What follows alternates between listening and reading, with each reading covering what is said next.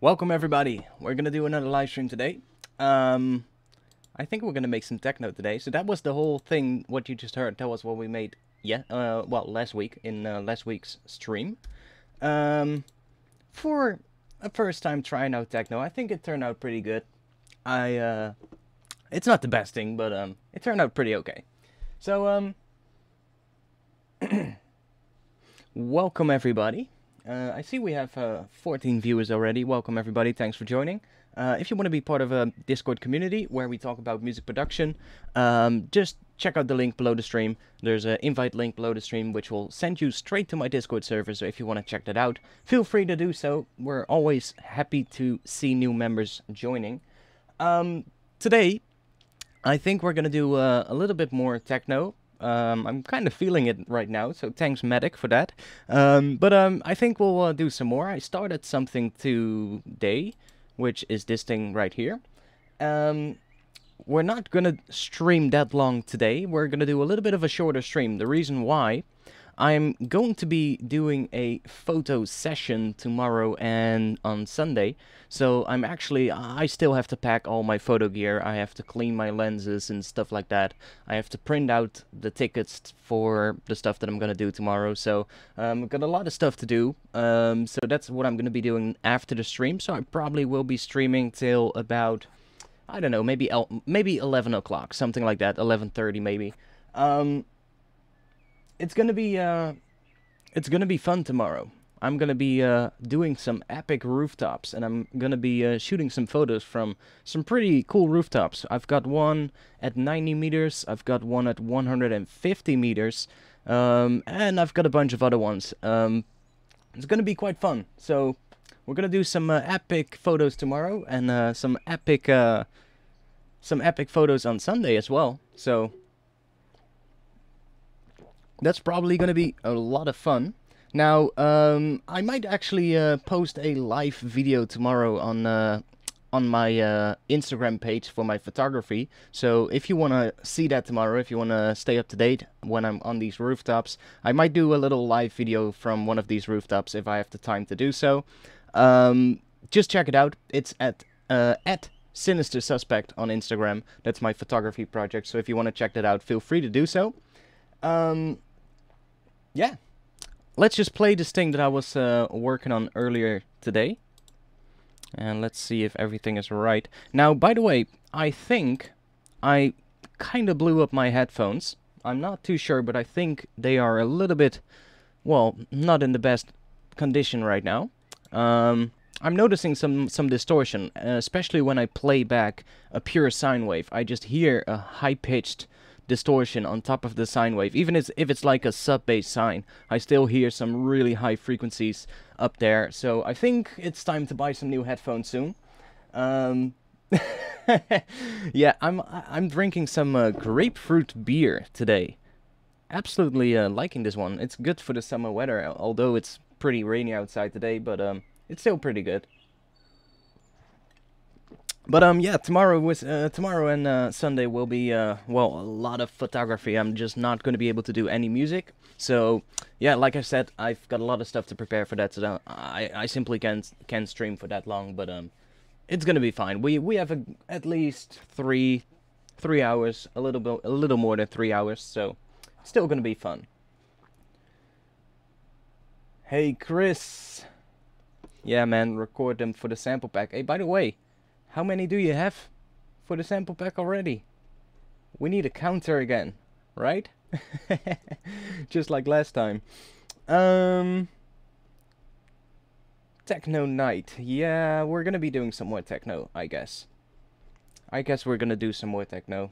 I'm just gonna play the thing that I started today, and I'm just gonna hope that my headphones still sound good enough to be able to produce. If not, then I'll figure something out. I think you can set up that I have to press a button to speak, something like that. I might be able to set that up if my headphones don't work, because then I could actually use my speakers and just have to remember to press a button when I want to talk. That could work, but let's just hope that my headphones keep up for this stream. So I'm not too sure what this is, what I started working on. I would say it's definitely techno, but I'm not too familiar with the actual techno subgenre, so I'm not too sure what kind of techno this would be. I kind of just started working on something, and I don't know, it just turned out interesting, I guess. So I'm just gonna play this, and yeah, there we go.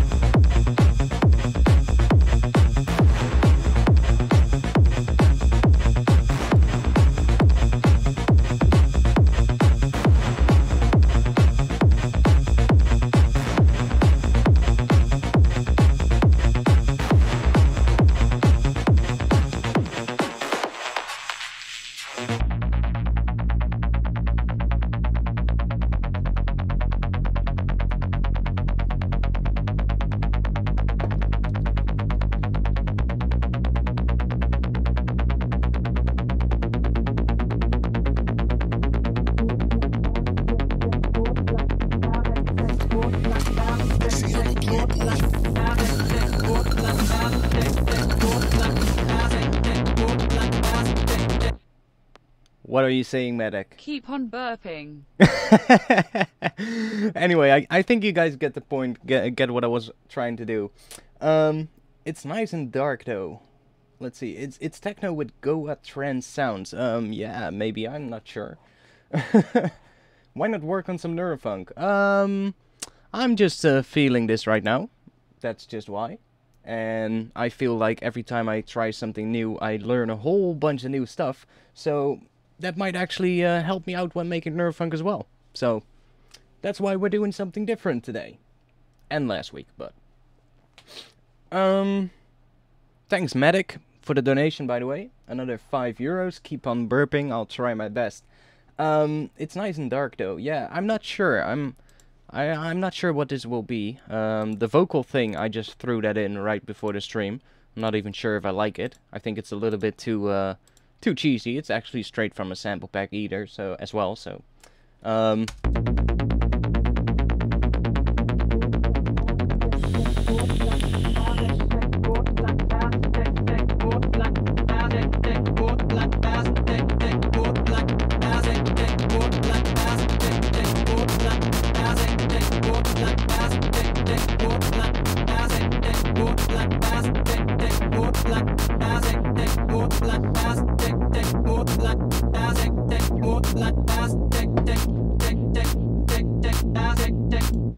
I'm not sure about the vocal. I'll probably just get rid of that and find something different, or make something different myself. Yeah, I'm not too sure about this whole thing. I think it sounds pretty cool, though. It's way different than what I normally make, though.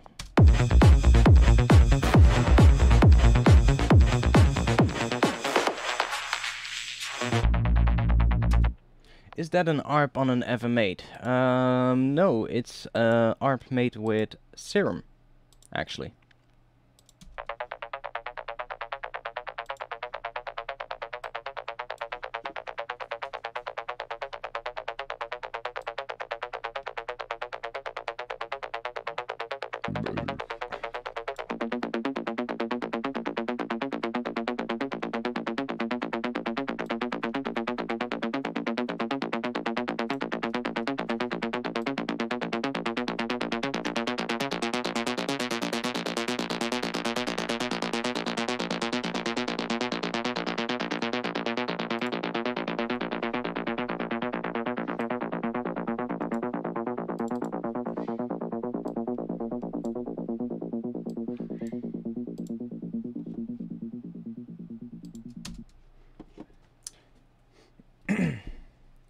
It's like an astral projection track. Right. I'm not even sure what that means, but fine, mate. If you think that's it, I'm fine with that. Yeah, sorry, Chris. Sorry. Anyway, I kind of like slid a Reese bass in here as well.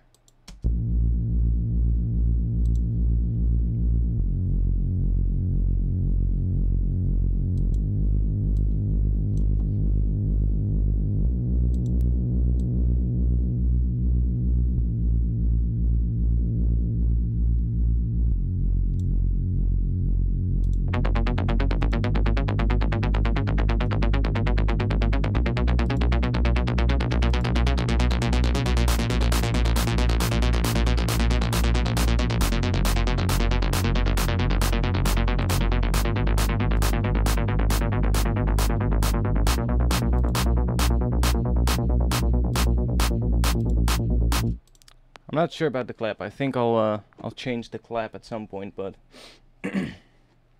it's a classic trance group from 1995. Well, I wasn't really a big fan of trance to begin with, so that might be a reason why I don't know them. So we could work on this track, or we could start something else. I kind of like want to try something really dark, but I think this sounds pretty cool, though. So I would definitely want to try and work on this, maybe. Yeah, I quite like this, actually. It sounds pretty interesting. I'm not sure what I want to do here, though. In the part that comes after it.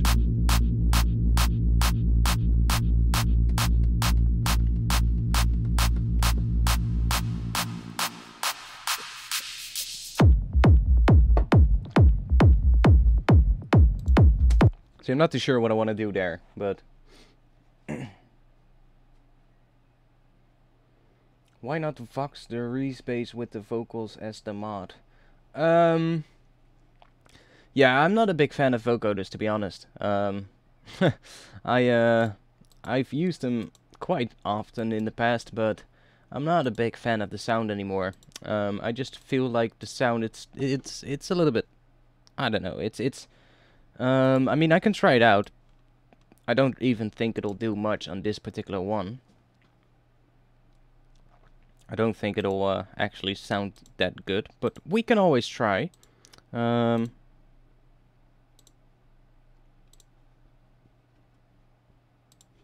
What the bass sounds like with the vocal running through it.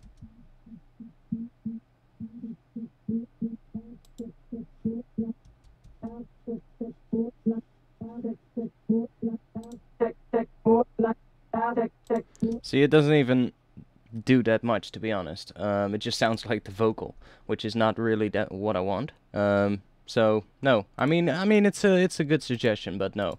For this particular one, I don't think it'll work.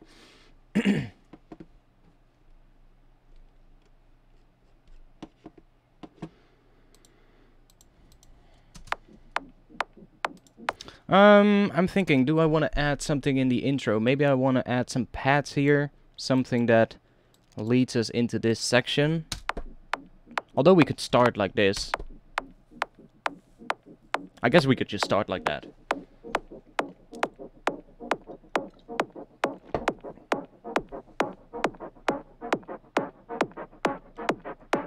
Let's see if my headphones keep up, if I bring the volume up a bit for my headphones. So far, so good.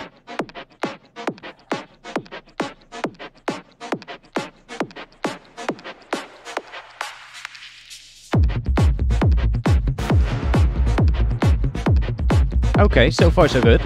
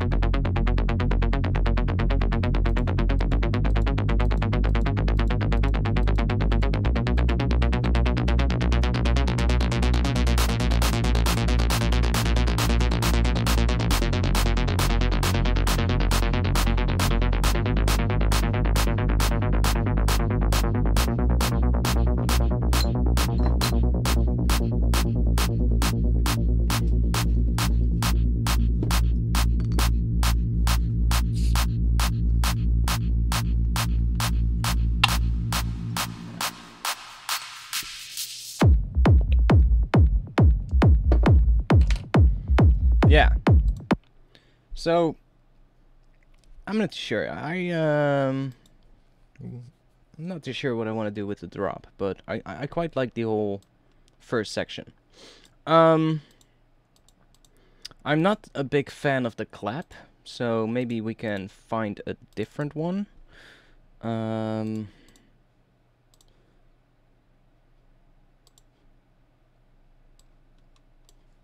Let's see. I'm just gonna type in clap. And let's see what comes up.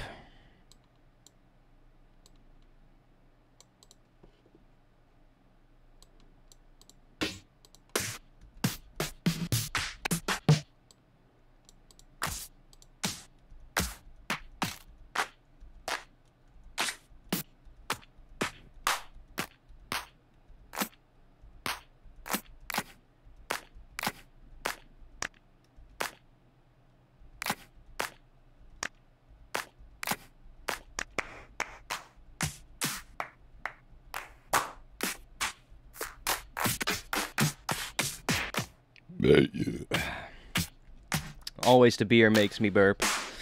I might want to try that one out. Okay, that one doesn't work right now. The loop is too short. Let me fix that.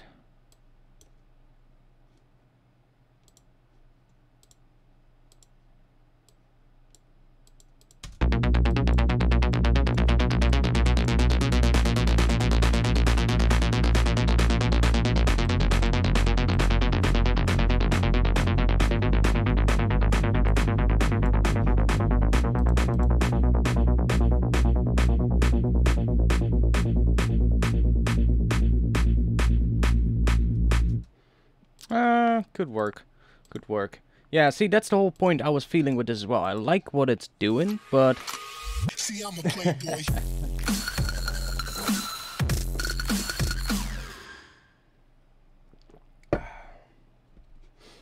I like the track. A cross between 90s Detroit techno and early 90s hard acid trance, Platypus Records. Keep going, but I'd get rid of those claps. Okay, thanks, mate. Thanks a lot for the donation, by the way. What it? €5.72. Thanks a lot. Yeah, I'm not too sure about this whole thing. I like what it sounds like, but I wanted to do something a lot more darker, and I don't think that is what this is turning into. But I did like what this sounded like. But yeah, I think we're just gonna start something new because I'm feeling that I don't really have a clue what to do with this one right now. So let's just open up a new project. From bar 33 and on, I would add a hat at the end of every bar to give a triplet feel. I don't think I'll do that in this particular one because it's not in triplets. So I am not a big fan of combining triplets in a track that follows along 16ths. I'm not a big fan of that. So usually I don't do that at all. Unless it's like for fill on the end of a phrase, then I might do it, but then I usually pretty much take out everything else. Yeah, I'm not really a big fan of that to begin with, so... Any reason for the exact 72 cents? Yeah, that was my thought as well. I mean, I'm glad. Thanks a lot, but why the 72 cents?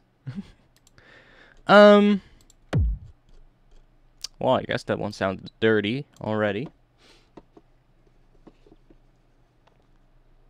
Probably pounds or dollars. Well, I'm not sure. I think it'll just show up in dollars then, right?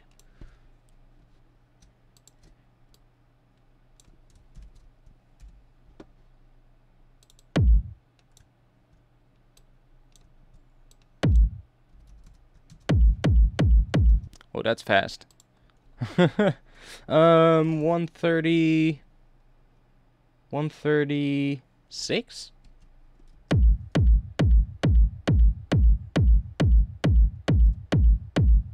Guess that could work.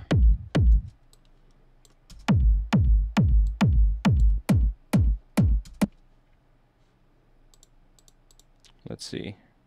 Let me turn this off. Okay, let's get rid of those two.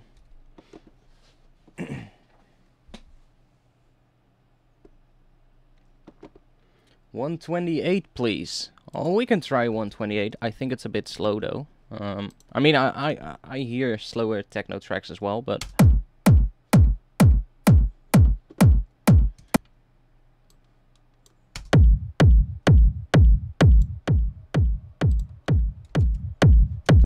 let me do some housekeeping right here. Kicks. Let's drop that in volume because the limiter is probably doing quite a bit. Okay, that's better. 128, yeah. This is 128.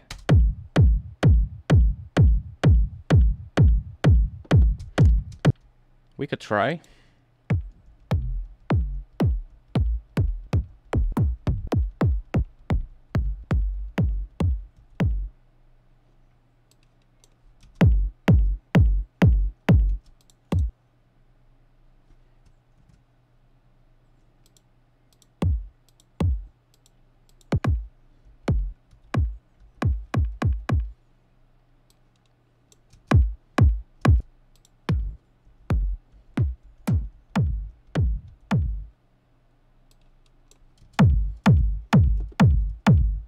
I think I'll start with this one.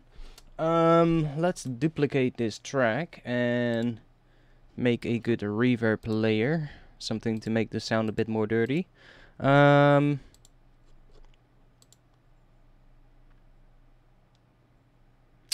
go for Valhalla Room. I'll just drop that right after it.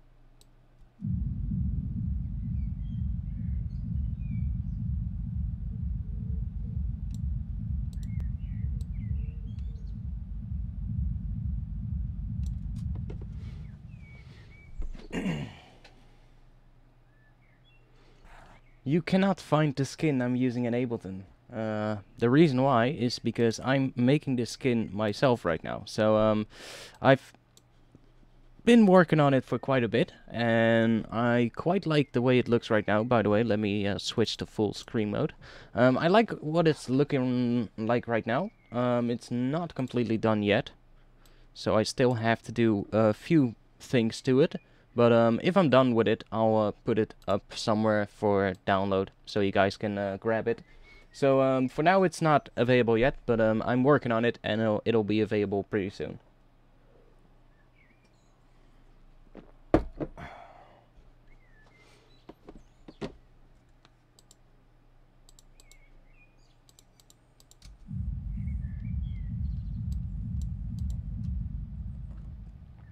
I guess this could work.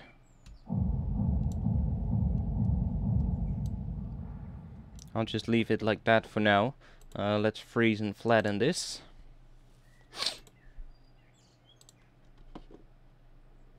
I'll just use the last section. Let's just take this.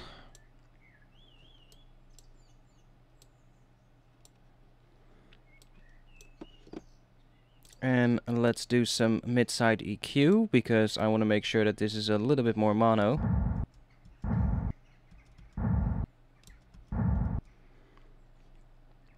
And let's loop past that.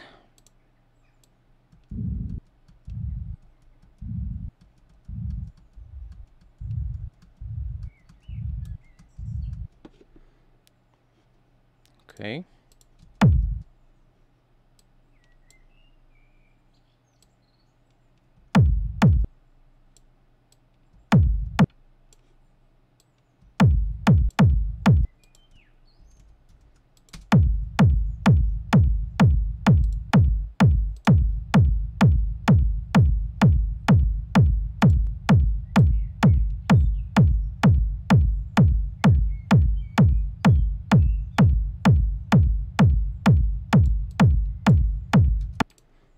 Just making it a little bit dirtier. I think that's I think that's good enough. I don't think we'll have to do much more than this.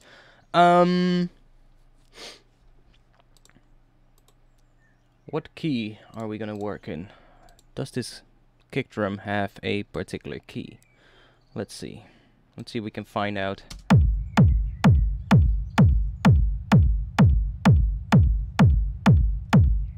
That would be the G sharp. I think the frequency on the kick here is G sharp. So Techno in G sharp. Never tried, but we can do that. Let me quickly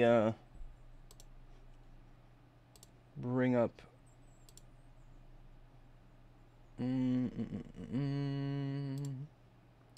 the scale of G sharp.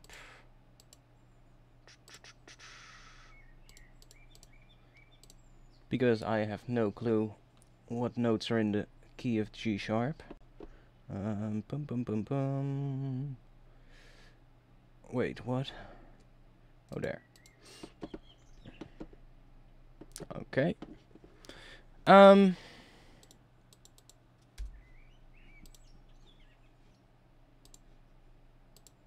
Hey T-Rex, welcome back to the stream. Good to see you here again. Yeah, so what are we gonna make? Let's try and find some interesting sounds.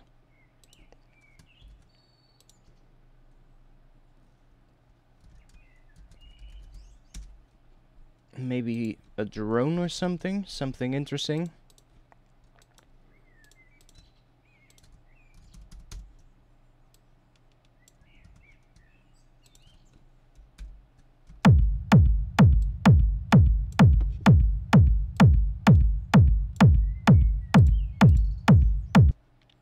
Okay, let me put a camel fat on the group here.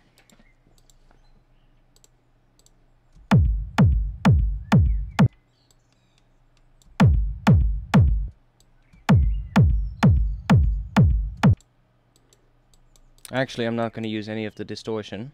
I'm just going to use camel fat. Camel fat by default, it actually acts as a limiter as well.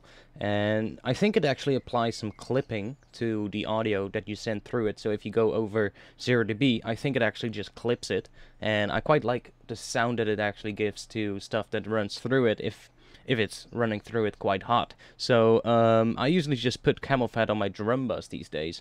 And it pretty much just takes care of any peaks that go over 0 dB. And it gives them quite a nice sound, to be honest. So I'm using it quite a lot lately. Why for the kick verb you could try... wait. For the kick verb you could try going down lower in the low pass.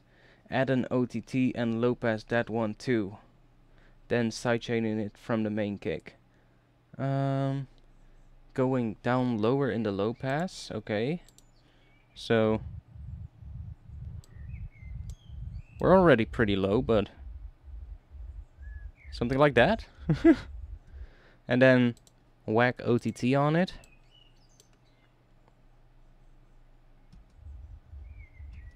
Which is not gonna do that much, to be honest.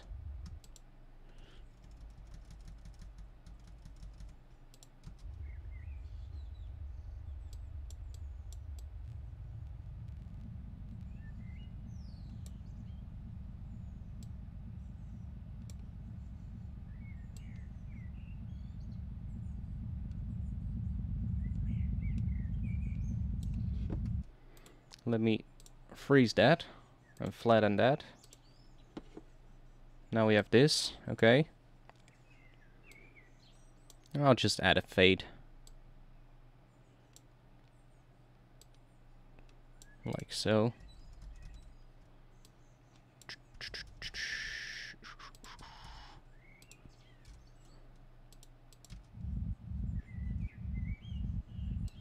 And I'll put another low pass on it. Let's just make it a bit louder.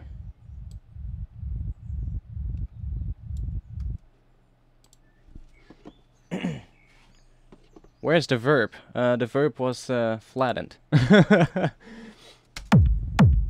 Yeah, I'm not liking this. I liked what it sounded like before, so let me just go back.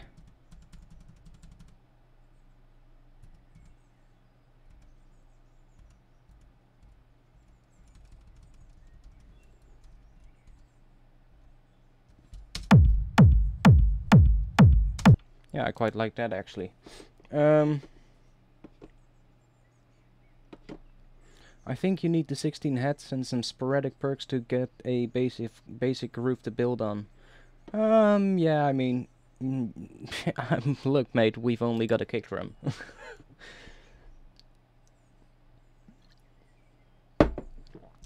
I'm just gonna stick with what I have right now. That's good enough. That's good enough. I don't need a different sounding reverb, I think. Let's make some more groups here.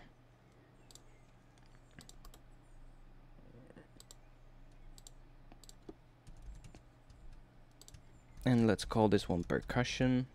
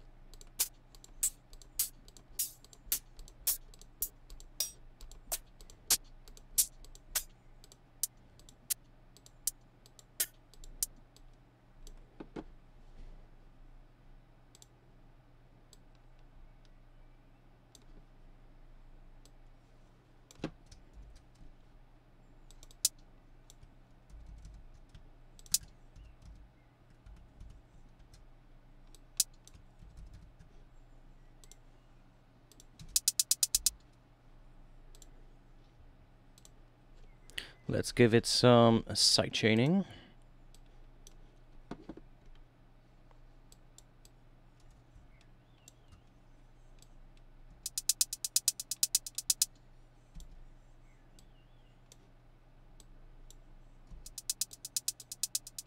So now we can actually find a good hat.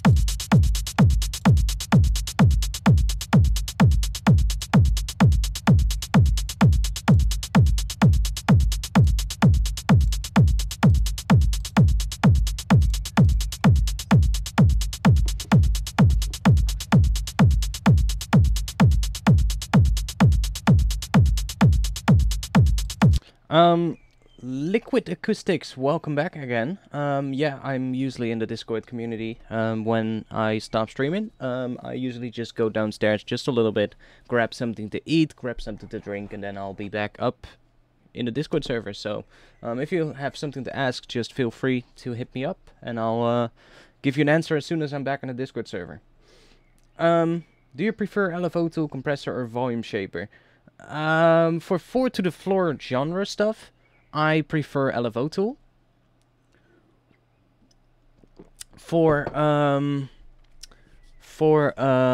and bass stuff, I usually go for sidechain compression, but sometimes I'll use volume automation as well. I don't have volume shaper, but I simply use volume automation. It's pretty much the same thing, and it's actually the same thing as what LFO tool is doing. So, but yeah, for 4 to the floor stuff, I would definitely use LFO tool. I'm really a big fan of LFO tool.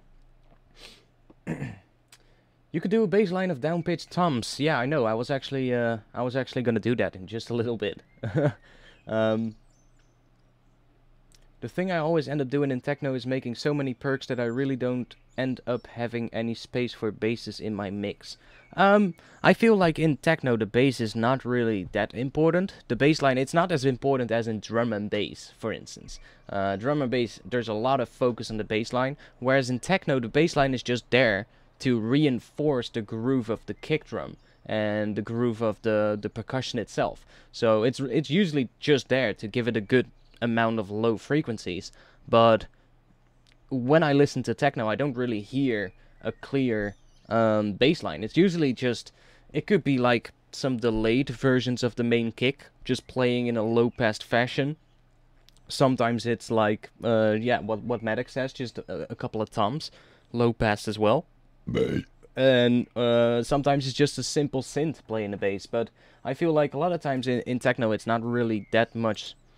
It's not that important. It's not that complicated, I have to say. But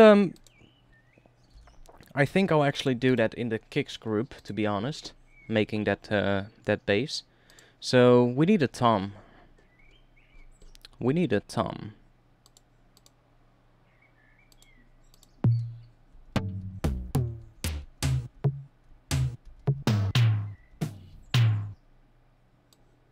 We need a tom, and I want that tom to be in G sharp. So let me bring up a spectrum.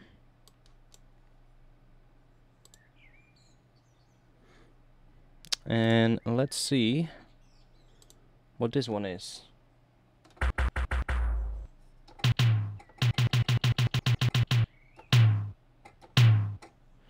So what's that? That's A sharp. So that means we need to pitch this down 2 semitones.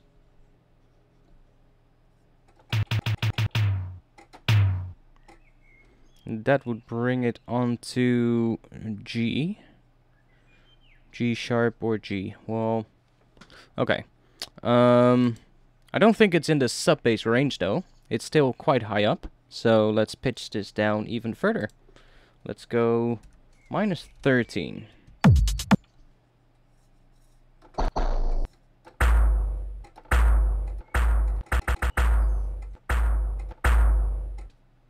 That's more in the sub bass range. Yeah, it's about G sharp-ish. It's about G sharp-ish. Maybe it should be a little lower than this. Can we do that? Oh yeah, we can detune it just a little bit here. Let's just do 25 cents. So now we are... Yeah, now we're pretty much on G sharp. So that should be enough. Let's set this one to gate. I'm not going to turn snapping on. I don't think we need it. Give it a little fade out. Let's make a little pattern with this tom. So C3. See, so this tom is going to be the exact length of this note. So see, it stops. If I make this shorter, we get a shorter stab. We also need to low pass this.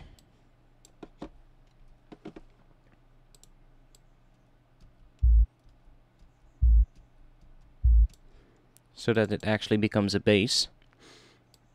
Now, what should we do for the groove?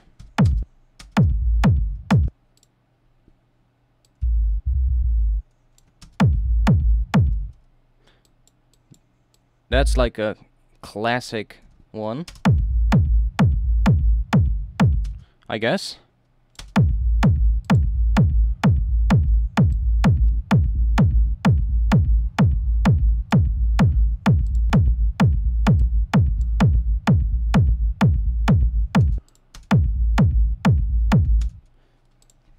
I guess that's a classic one. Again, this one should probably have some sidechaining on it. So let's put LFO tool on that, and let's just do this. See what that sounds like. So I'm actually gonna make this one a little bit like that, so that we don't get a click.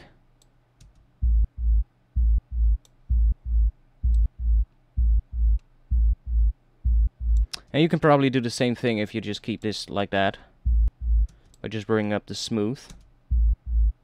Yeah. So that will get rid of the click as well. Let's see what that sounds like.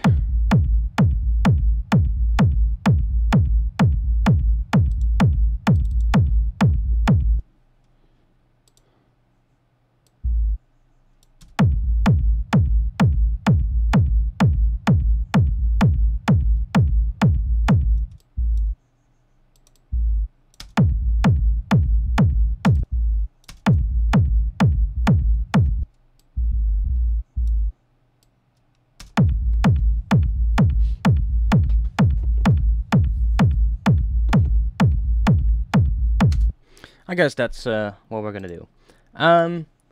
What you have so far really has some knock in it. How are you doing that? By selecting the right samples to begin with. If you listen to this main kick, you can see there's no processing on the kick drum itself. And if I play this one, that's the main kick. So that's actually a sample I made myself during one of my sound design sessions earlier this week. And yeah, that's something I can advise you to do a lot. Is just sit down, don't bother actually making a track, but just sit down and make sounds.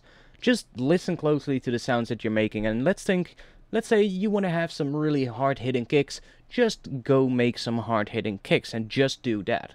I find that's very easy to, if you just really pay attention to what you're doing and just actually do one particular thing, and just make a whole bunch of them. So I made 26 different ones.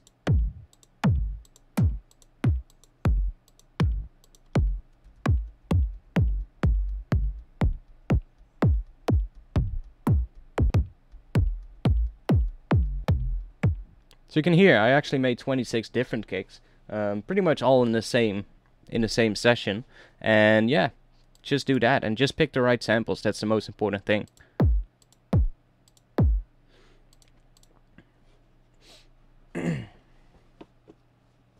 Any feedback time today, Art? I don't think so. I don't think we'll do much feedback today. I'm not going to be streaming till 12:30 like I normally do. I'm actually gonna stream till about 11 o'clock, maybe 11:30, because I still got some stuff to do for tomorrow. I'm gonna be doing a photo shoot tomorrow, so I've got a lot of stuff coming up this weekend, and yeah, I still need to prepare some stuff. Still need to clean my lenses and empty my memory cards and stuff like that. So don't have that much time today. Maybe an open dirty hat. Yeah, we can do that. I can hear a click at the end of the kick. Maybe just a streaming artifact. I don't hear a click.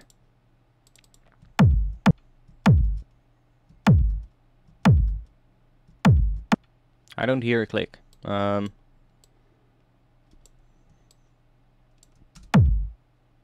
There's no click there.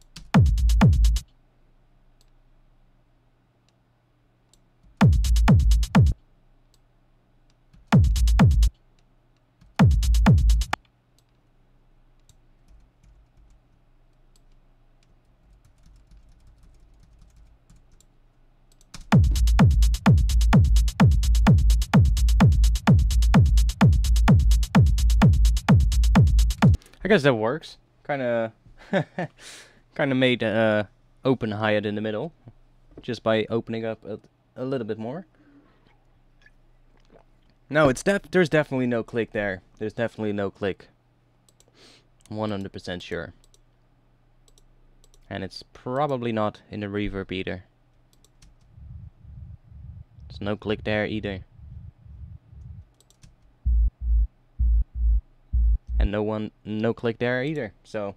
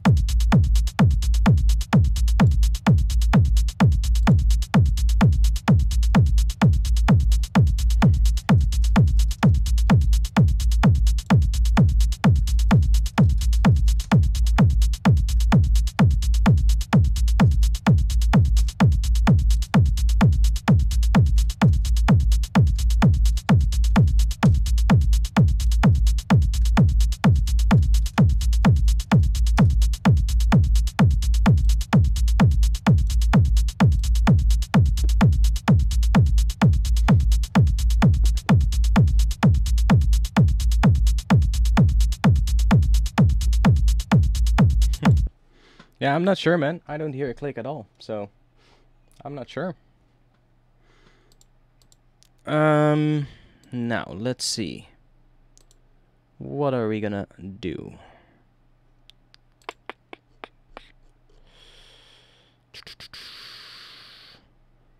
Let's see. Let's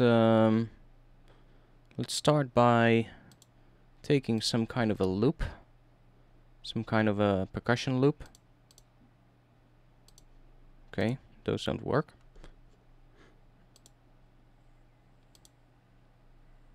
What am I gonna take?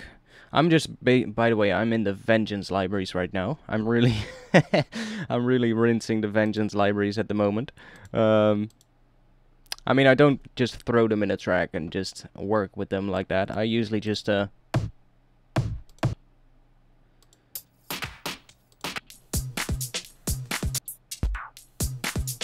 I usually just search for something and then apply a shitload of processing to it and hope that it turns out interesting.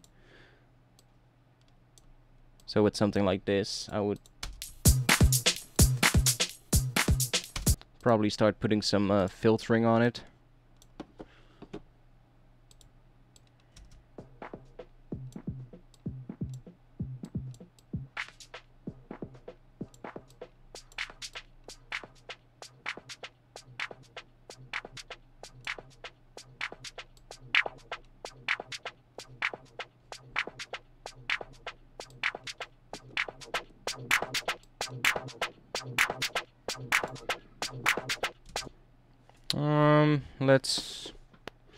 Let's see, what else can we do? Let's see what happens if we shift this down with a frequency shifter.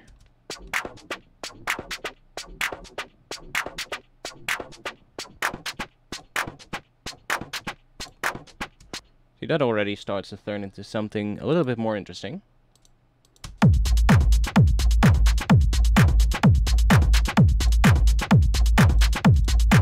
It's clipping though, but let's just whack a saturator on that and just turn soft clipping on.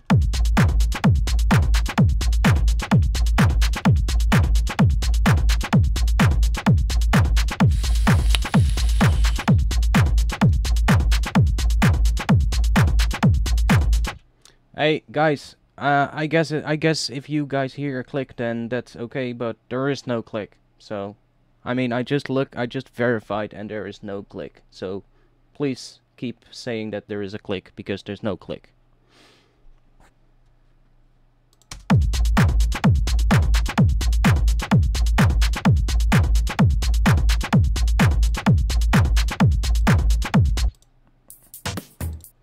And now we can simply just take this loop and just whack something else in here and see if it sounds any better.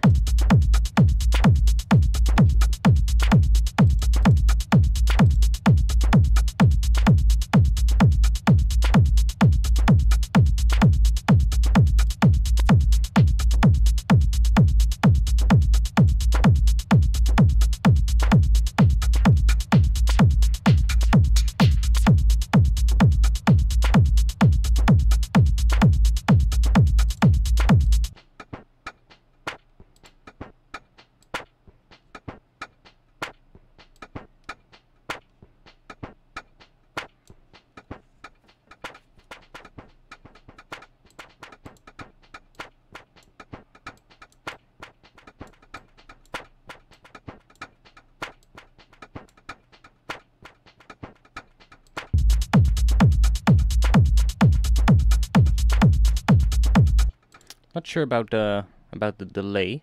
Let's see what else we can find.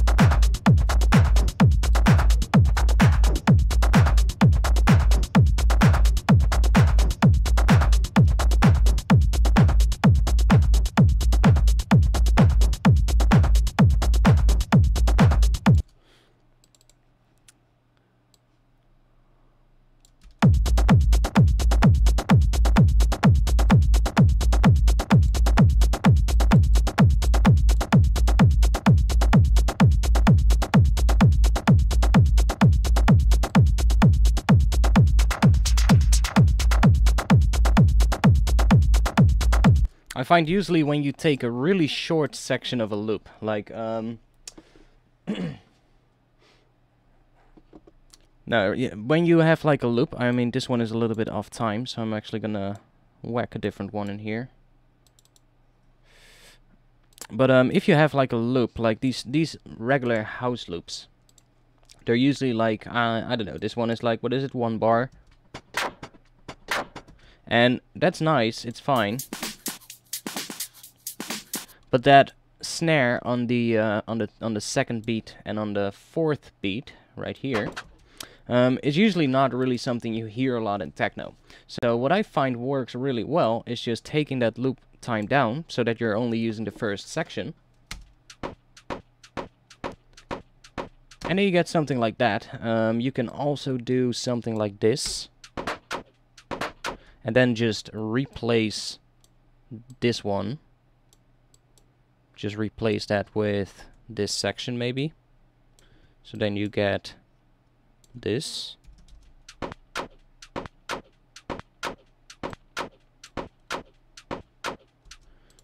And that works a lot better, I feel. I'm not too sure if this one actually will work, but let's try it out.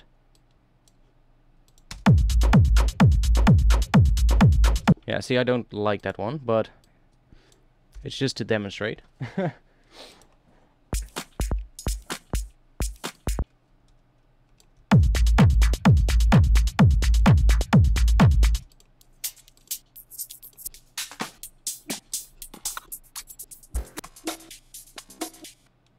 That could sound weird.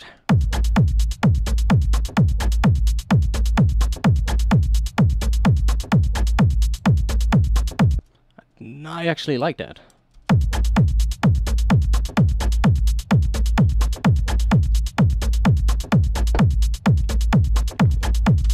Yeah, that's not too bad. Let's see what happens if we do this.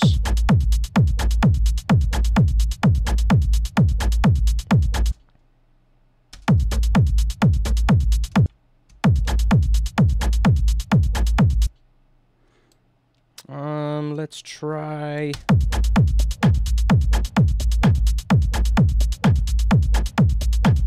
I want to see if we can do some interesting polyrhythmic kind of things here.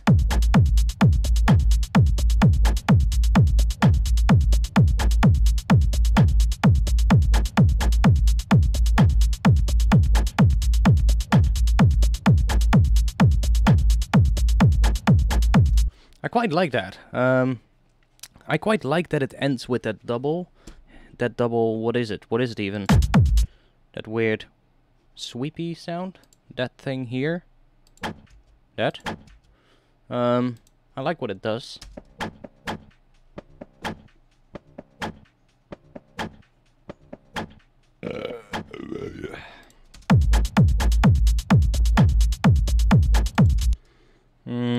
Let's try another one. Let's do this. Let's see if that sounds interesting.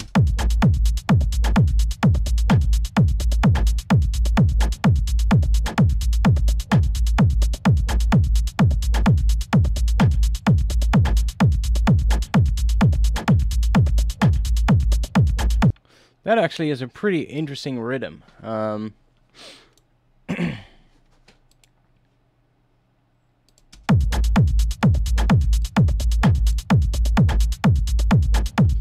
And maybe I should do this and then just copy this section.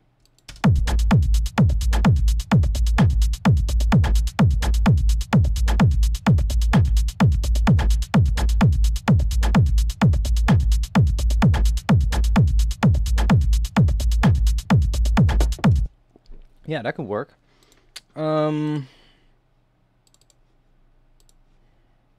Somebody is saying throw some distortion before the filtering. Let's pick Isotope Trash. Isotope Trash, and let's throw that in front of the filter.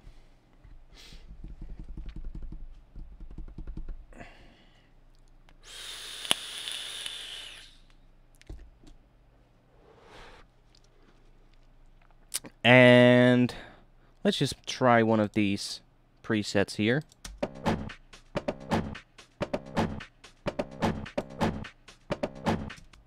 does some interesting stuff.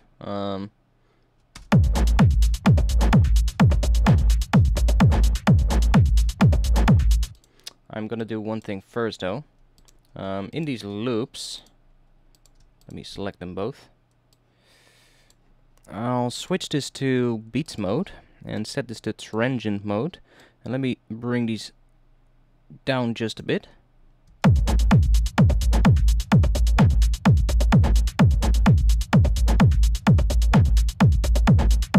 Makes them a little bit shorter. When you make them a bit shorter, I feel it gets a bit more percussive, and I think that's nice, especially when we throw in some distortion. It's actually making those sections in between each transient a lot louder, and I feel like if we just keep it on 100, it starts to sound a bit too, well, too sustained on each drum sound, if that is even a thing. See, and if we bring this down to about 50,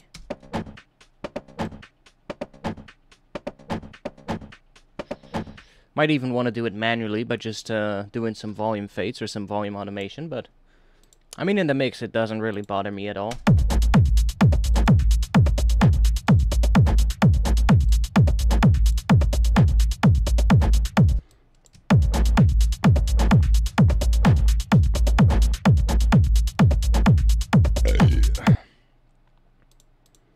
I might just do it with the volume automation instead. Let's see if we can find some interesting distortion stuff on this one.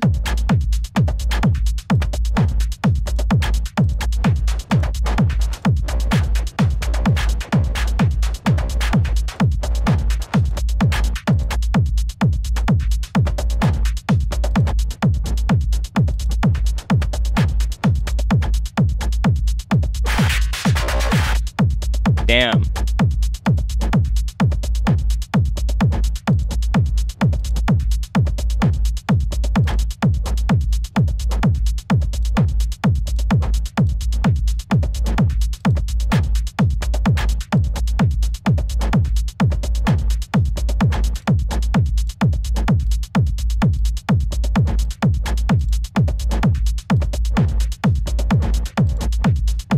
I think I like the first one the most, actually.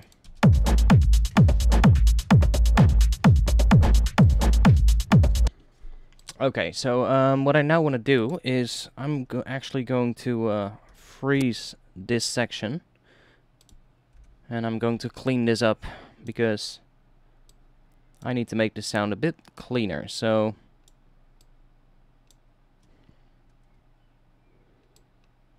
I'm just going to do this.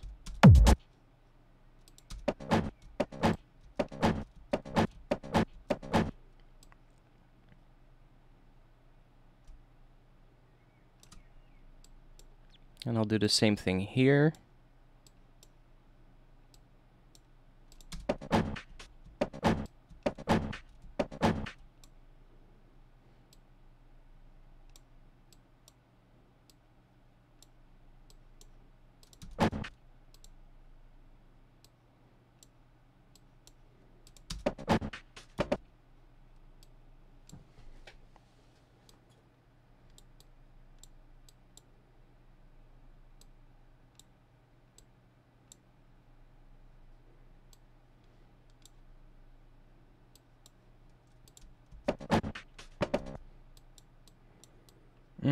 This is a little bit of a tedious process though, but bear with me.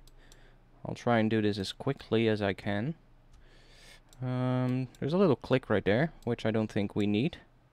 Let's just take that out as well.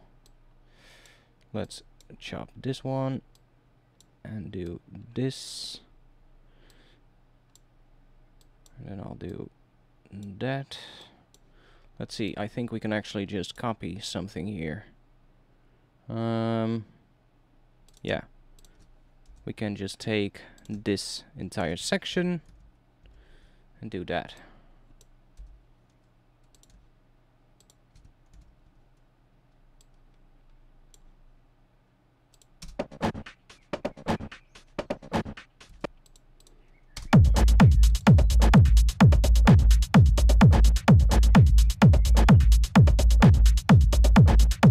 Yeah, I'm not. I'm not even sure if I like it like this. I think actually if we just do what I had before and just use the beats mode in here, I think that's a little bit easier.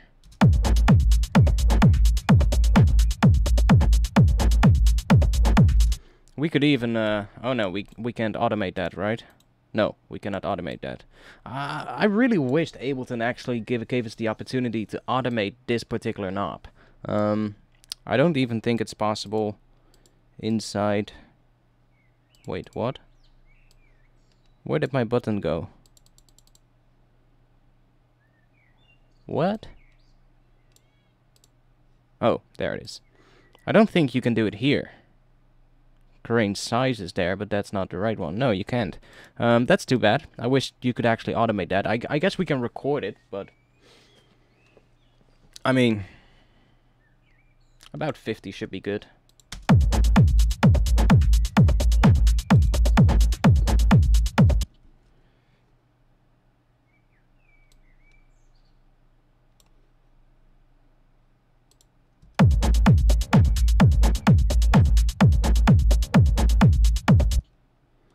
Just trying out some stuff here, seeing what works.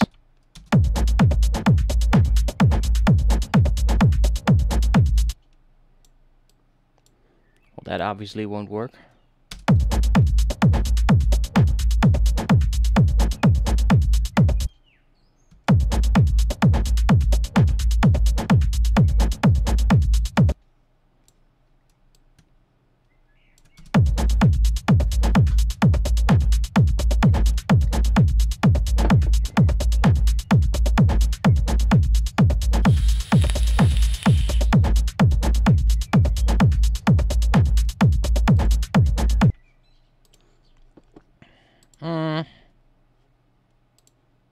Yeah, that polyrhythmic thing is nice, but I'm not too sure about this particular one, this particular loop.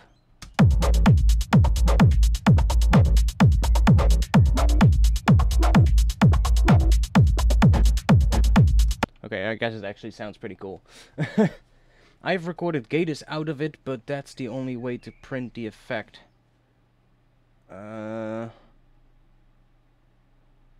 Oh yeah, I mean, yeah, you can record it. That's how I usually do it, but I just wish they actually let you automate that knob. That would be cool. But I guess they don't.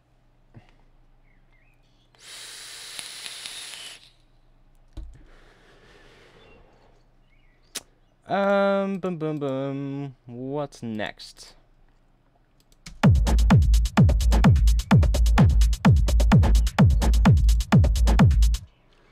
I guess I just want to use that one thing. This one. That's the one I like, actually. Yeah. So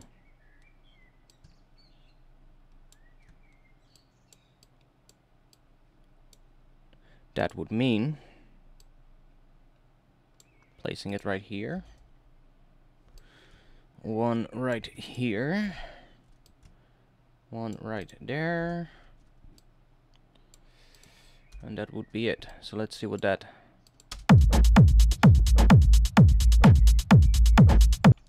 Yeah, that's more like what I would want. It's easier to work with as well than working with a whole loop.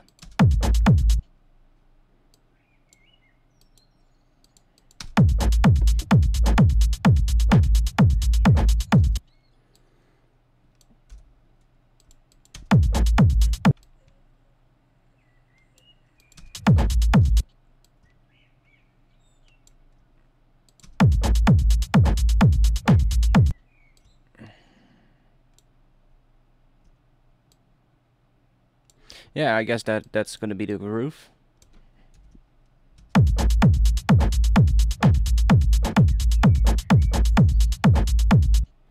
I'm not sure about it though. I think the sound is nice, but I think this sound could be used a little bit less often and use maybe something else for a polyrhythmic thing. But I think this could work. And by the way, guys, it's getting fucking super hot right now in here. I'm not sure why. It cooled down outside. Let me actually go and open up some windows here because I'm sweating my fucking ass off. I'll just put this on play.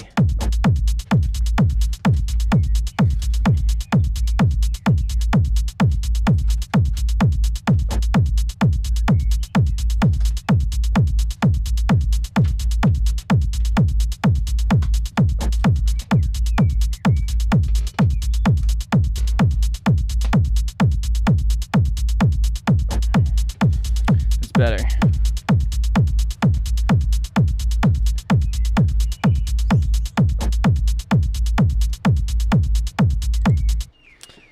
You tried mapping it to a max LFO. You cannot do that, right? Some delayed or gated percussion and some atmosphere, maybe. Yeah, I'm thinking of making some atmosphere now. I'm just gonna keep this sound in here because I think it's quite an interesting sound, but I'll have to see where I can use it. Maybe if I put a delay on this sound it could actually work. Actually I think that could be pretty nice, like something like the echo device, and at a 1/4 dotted maybe. Probably 1/8 dotted.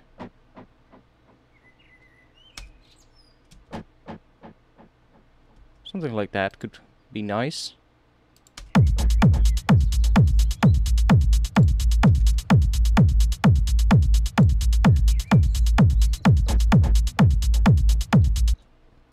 Yeah, see, a sound like that, we can definitely use that. Sample the van. Yeah. I'm not sure what I would want to do with that, but yeah, man, it's the last few let's say the last week, it's been super hot out here in the Netherlands, where we've been hitting 30 degrees Celsius. And the thing is with the weather out here, if it gets hot, it gets super humid as well. And it started to rain today, so it's now really humid outside, and somehow inside it gets super hot. Might have to do with the computer running, but although I have to say that the air coming out of my computer is pretty cool, so I don't think that's the reason why, but I guess it's just because I'm in the top of the building and all heat rises up to the top, and that's just why it gets super hot in here. But I mean, just opening up some windows and, you know, putting a fan on works. Actually, let me put the mosquito screen down, because otherwise I'm gonna have a lot of mosquitoes again. One moment, guys.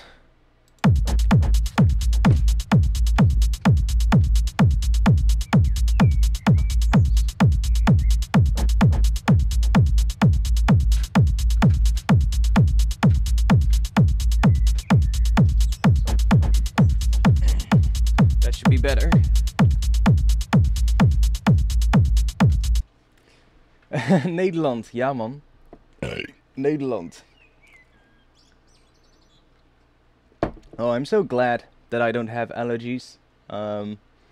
Like right now in here, it was actually on the news today that a lot of people are having allergies right now because it's been so hot early on in the year, and we've had a pretty hot winter as well. So there's, what do you call it, pollen? I think it's pollen, right, that causes allergies. Like I don't have allergies for it, but it was actually on the news today that a lot of people in the Netherlands right now are having allergies, even though they don't normally have these allergies, just because the concentration of whatever causes these allergies is so high right now. But yeah, I mean, luckily I don't have it, but I can see a lot of people in my environment right now just sneezing all day. And I have to say, I'm glad that I don't have those allergies. I think we should maybe get some drones out. Let's just start off with Omnisphere, because Omnisphere is always a good place to start. Also, Loads of Thunder. So, whoa, that one sounded bad. Loads of Thunder in Belgium, yeah. Over here as well, we've been having some pretty heavy rain in the last few days. And it's really, well, there's been some issues with it, but over here it's not been too bad, to be honest. Lots of pollen in Holland, yeah. We've always got a lot of them. Too many people growing something, I guess. Pollen. Yeah. We need a drone. Let's search for drone. I'm not even sure if there's drones in Omnisphere. There's probably gonna be some, but oh, it looks like we've got quite a few. Let's randomize that. Let's load up the first one. Let's see what that is.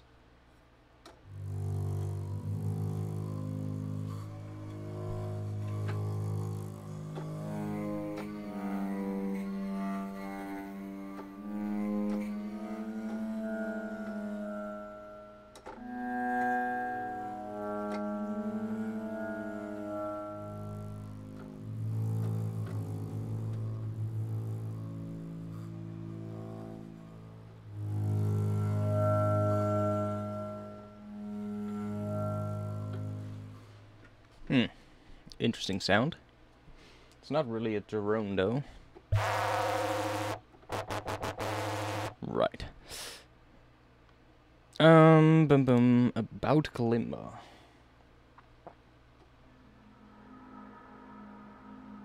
That's more like a drone. Or a pad.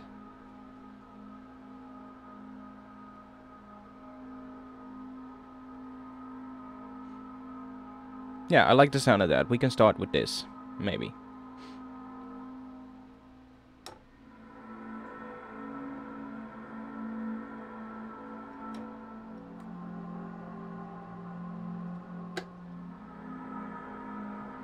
So we were in G sharp, right? Let's just make a G sharp note in here. That's very high pitched.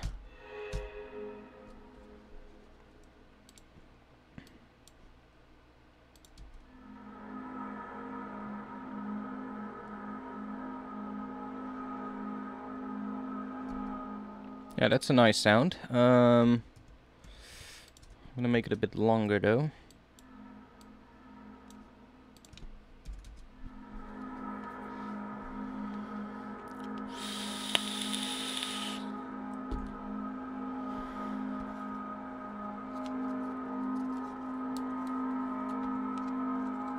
Just to see what it does over time. Looks to be staying... Well, it is evolving a little bit. Let's see if the mod wheel does anything. Hey.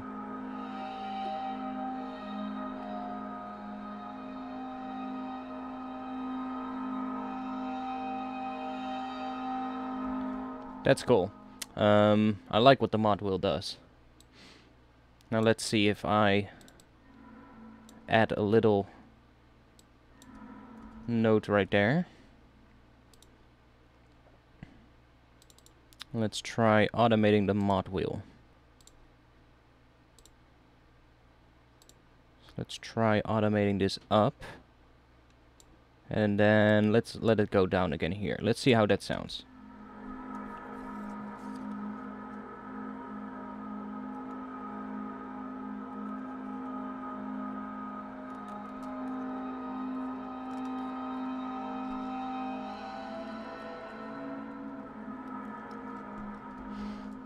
I think it should be a little bit longer, maybe. Let's bring this in a little bit like that. Let's do this.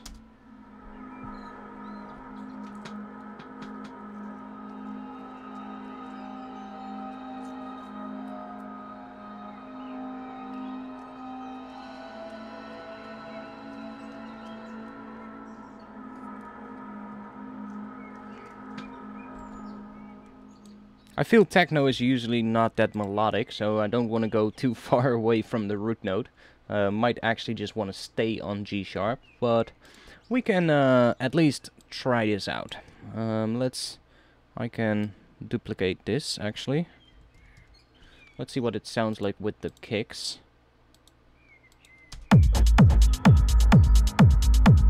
Oh yeah, this can work.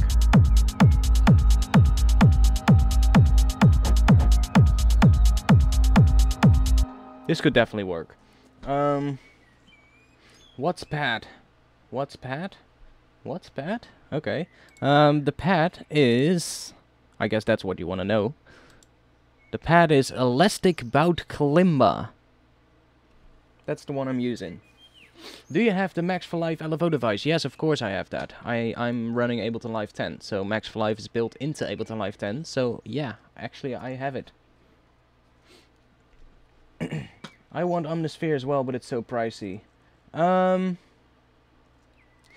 it's a little bit expensive, I know. What you can do is wait for the sale. They don't have sale a lot, but when they do, that's usually the best moment to buy, because you'll probably save yourself at least 50 to 100 euros. So, I mean, on a price like that, that's a good substantial amount of money. You could probably buy another another plugin from that. So, you know, that's I would really wait until they go on sale. That goes for a lot of plugins, actually. Pretty much all software manufacturers in music production, whether it's plugins, sample packs, preset packs, or even hardware like speakers and stuff like that. I always advise people to only buy it during Black Friday sales, summer holiday sales, Christmas sales, you know, stuff like that. During holidays, during special times of the year, only buy your stuff during those times unless you really need it right now, because you can save yourself so much money by just doing that. And same thing if you are a student, for instance, and if you do an audio related course on an audio school, you can most of the times get a discount. Just hit them up on email and ask if they have any student discounts or educational discounts, and a lot of them actually have. So you can sometimes get up to 30% discount of plugins. So it's always worth the shot. Just send an email to the company and ask if they have anything like that, or just look at the website, look at the frequently asked questions and see if there's anything about that. Because most companies actually do something like that. Sometimes they're actually also willing to give a little discount to people that, you know, just are, I wouldn't say a big artist yet, but just people who have a little bit more of a following. If you just connect them in an email, just ask them if they, you know, can do something for you regarding the price, then sometimes they are actually willing to lower the price for you or give you a little discount. But I'm not sure about Spectrasonics though. I just bought it when it was on sale. I'm not sure if they have any discounts, but it should be easy to find out. Just hit them up an email and see if they have actually an educational discount or a student discount or anything like that.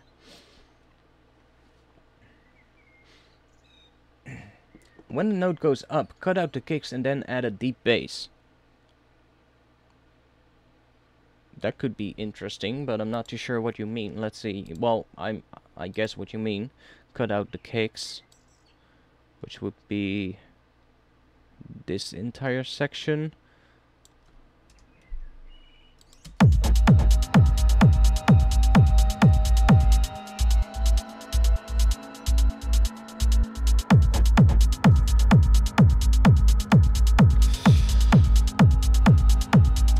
I guess I can see what you mean. I was not really I was not really actually thinking about layering this sound with the drums, but I was just I basically just put the drums under it to see if they work together, but well, put the LFO with a very low rate, jitter up, and attach that to the mod wheel. Oh, that could be interesting. That could be interesting. Let me bring up the mod wheel, actually. Wait, that's the mod wheel, right? Is that the mod wheel? No, it's not. That's the glide time. Yeah. How do I get the mod wheel? Because there's no mod wheel knob in here. right? I don't think there's a mod wheel knob in here, actually. Well, oh wait, I can probably...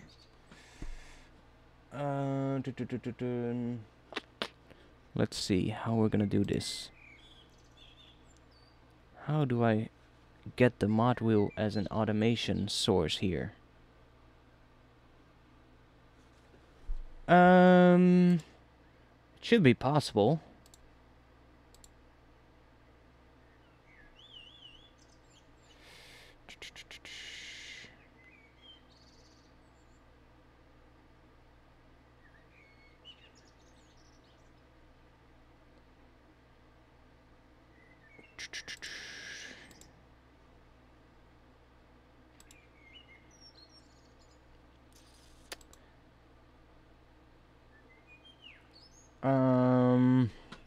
I can map it to my MIDI controller, but that's not what I want.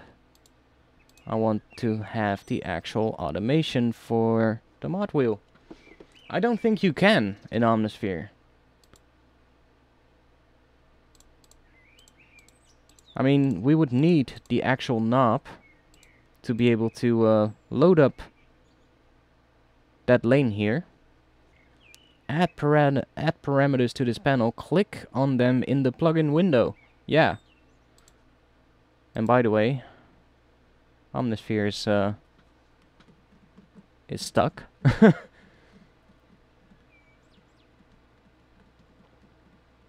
If you automate it in the arrangement view, shouldn't it come up too? No, if I mean, I can record it. Whoa, now we have all the levels here. I can record it, the mod wheel, but it will probably not show up here. I can try though. Let's try.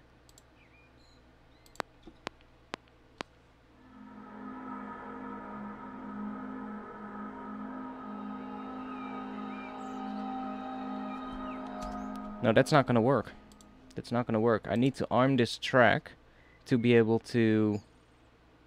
oh wait, maybe if I do this.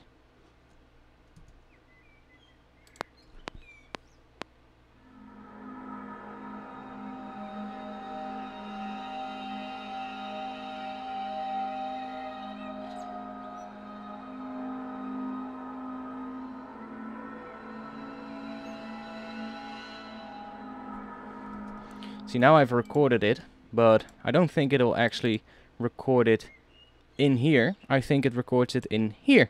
Yeah, see? So it records it here, but now we still cannot attach the Max for Live LFO to that. We need to have that right here, so that I can at least assign it to a macro knob inside of a rack or anything, or I need to have it right here, so that I can assign the actual LFO to it, but you can't. So, yeah, I guess it's not gonna be possible. If you put it in a rack, yeah, then still it's gonna do this. The mod wheel automation is recorded inside of the clip. And, yeah. No other way to go around that, I guess.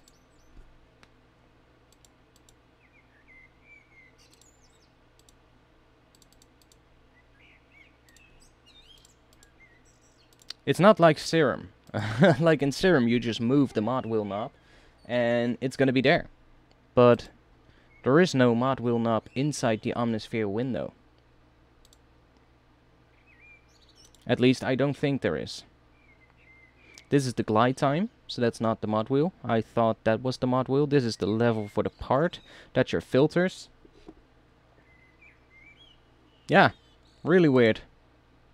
And it's not here either. No, there's no mod wheel here. Wait, maybe if we do... Can we do something here? Wheel?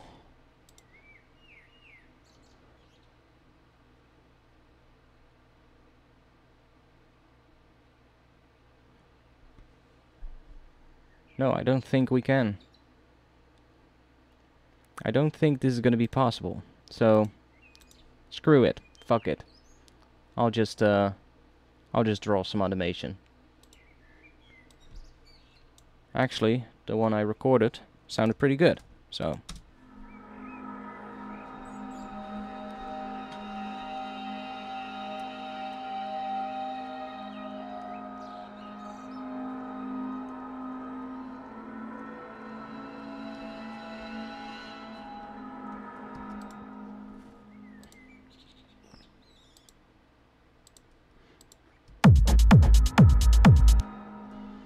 Okay, so let's.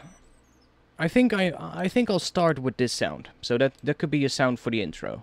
Where do I want to have the kicks come in? Probably about here. And I'm talking about the kicks in their full weight, so like how they are right now. Yeah, like that. And then probably in this section right here, we'll start introducing the kicks. Maybe with a filter on it, maybe high passed or something like that.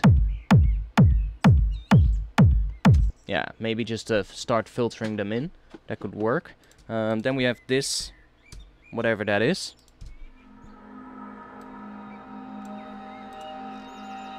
And I'll probably do some processing to this to make it a little bit more interesting. Okay, Medic, see ya, mate. See ya later. I'll hit you up in the Discord server later. I'll see you there. Hey, Fennel, welcome back. Good to see you again here.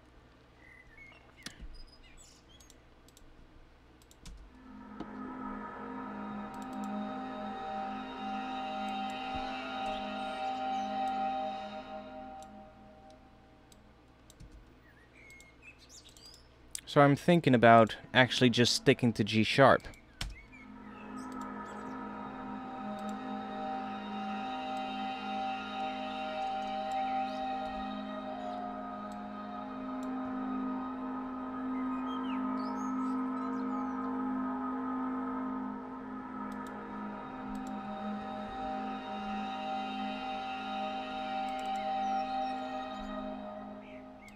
Or going up in the second one. That could also work. And do something like this.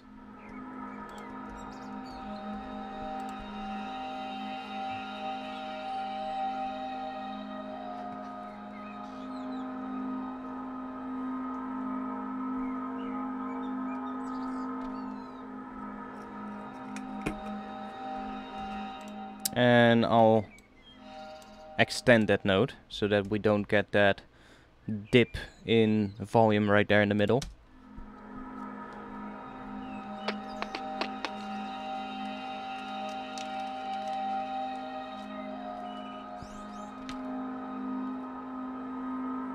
Yeah, that's better.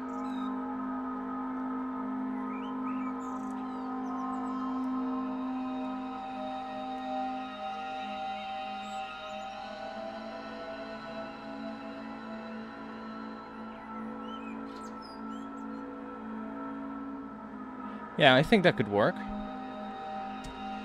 Let's see if we can change up this one right here.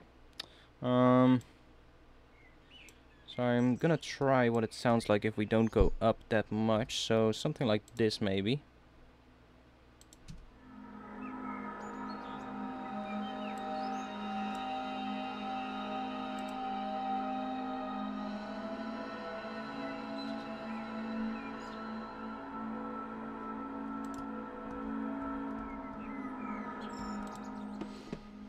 Okay, the Dark Cinematic Serum thing could work as a bass. You mean the rhythmic thing? The rhythmic kind of bass that I had. That could work. That could work.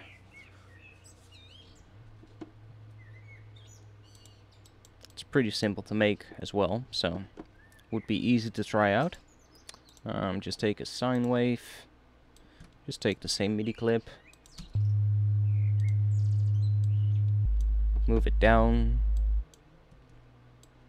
give it some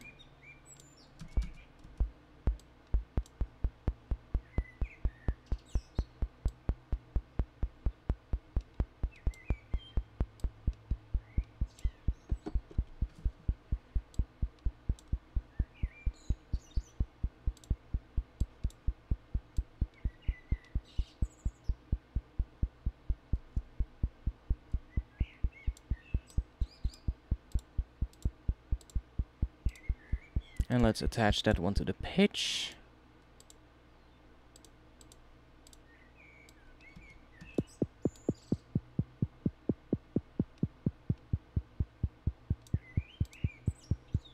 Yeah, I'm not too sure about this one. It's a slower tempo, so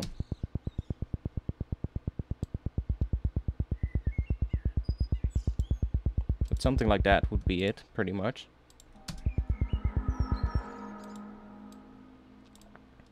Like, I could filter something like that in, but I'm not sure about it. Because right here we get the kick, and with the kick that would... We already have some bass there, so we don't need something like that. I don't think this will work for this track, but...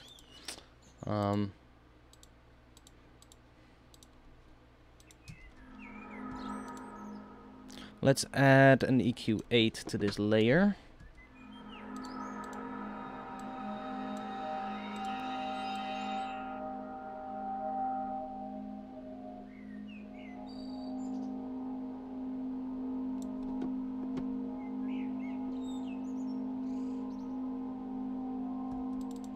I want to see what this sounds like if we go down an octave lower.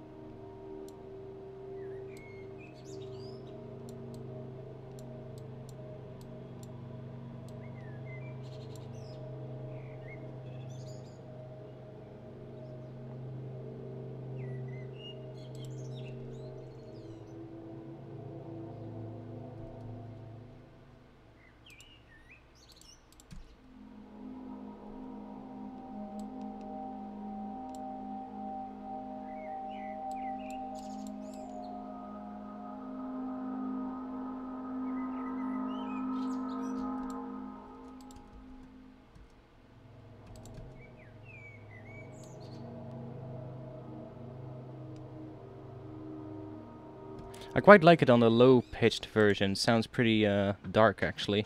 Probably want to open up the filter a bit over time, though.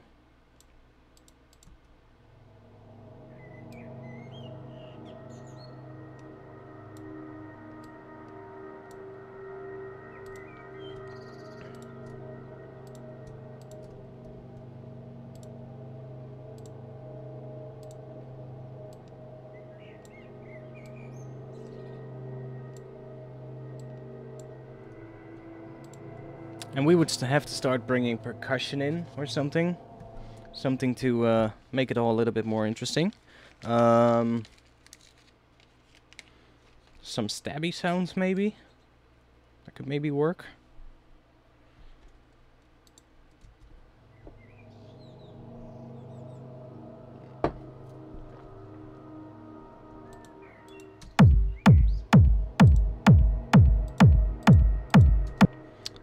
Let's try adding a high pass to the kick right here.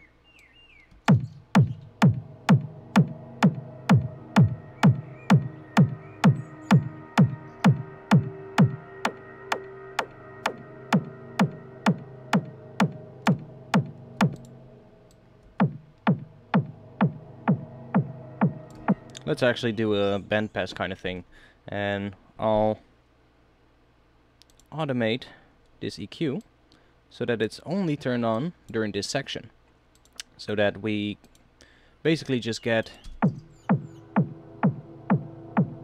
that kick, and we can even automate these if we want,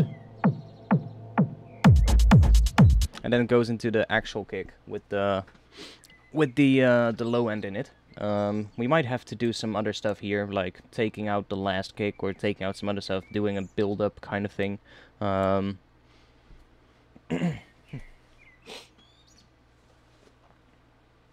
Do you tune your drums by ear or tuner? Usually by ear. For this one though, I simply just looked up what the fundamental frequency of the kick drum was, which was G sharp. So that's pretty much how I decided which key I was going to use for this track, and that's G sharp. But most of the time, I simply do it by paying close attention, just listening very closely, and just pitching stuff up and down by one semitone until it sounds good. That's pretty much how I do it. And if I really can't find out the pitch, then I can always try out like a tuner or something like that. A lot of times I actually just use a spectrum analyzer and just look at where the fundamental frequency is. Especially the one here in Ableton Live. If I hover over here, you can see here in the bottom left corner, you can see the actual key and the actual frequency. So that usually helps. So you can just look at the kick and see where the loudest sub-frequency is, and then just, well, decide if that's the right pitch or not. I might have actually pitched this down. No, I haven't. This is just the way I made this kick from sample.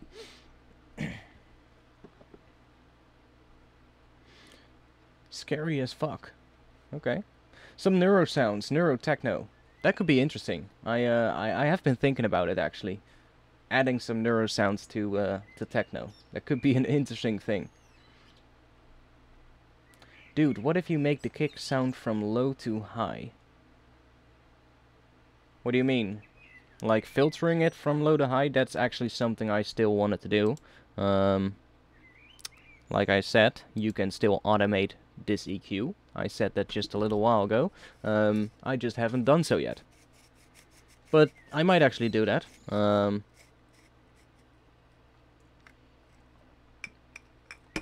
Might actually just automate this, but we'll see.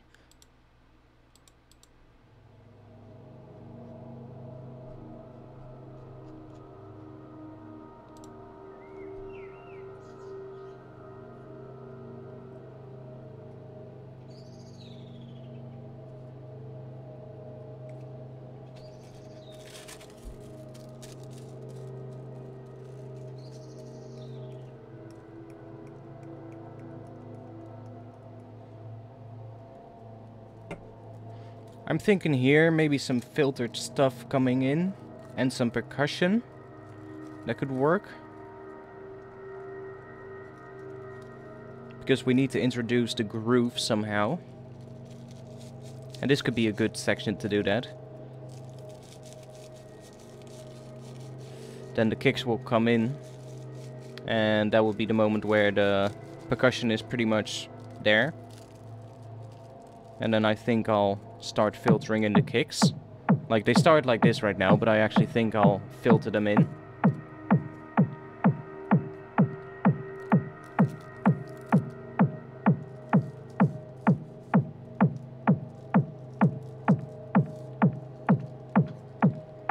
Yeah, neuro-style basses could probably work.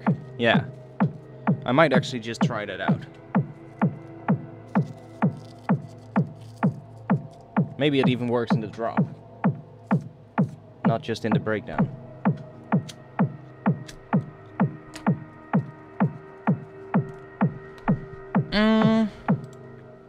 Yeah, we could try that out.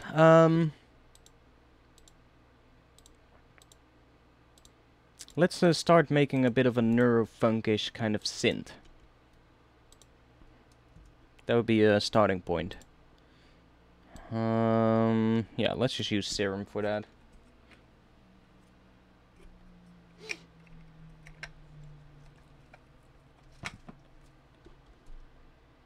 To give it a couple of voices. About 6, I guess, should be nice.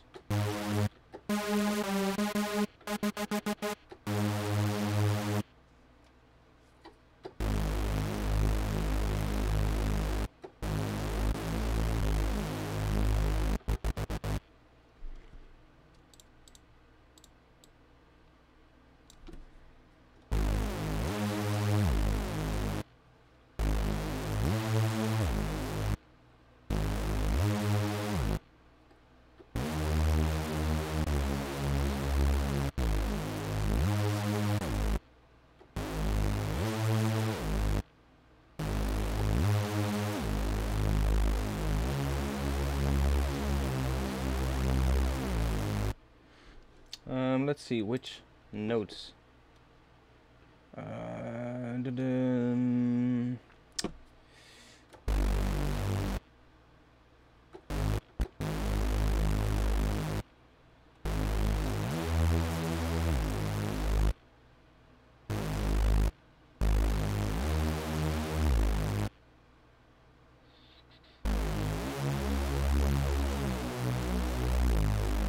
Okay.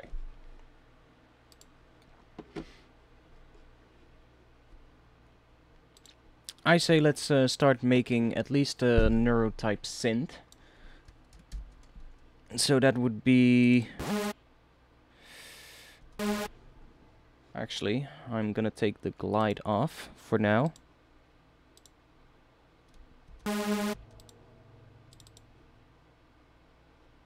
Let's make this a bit shorter. So that's a bit easier to work with.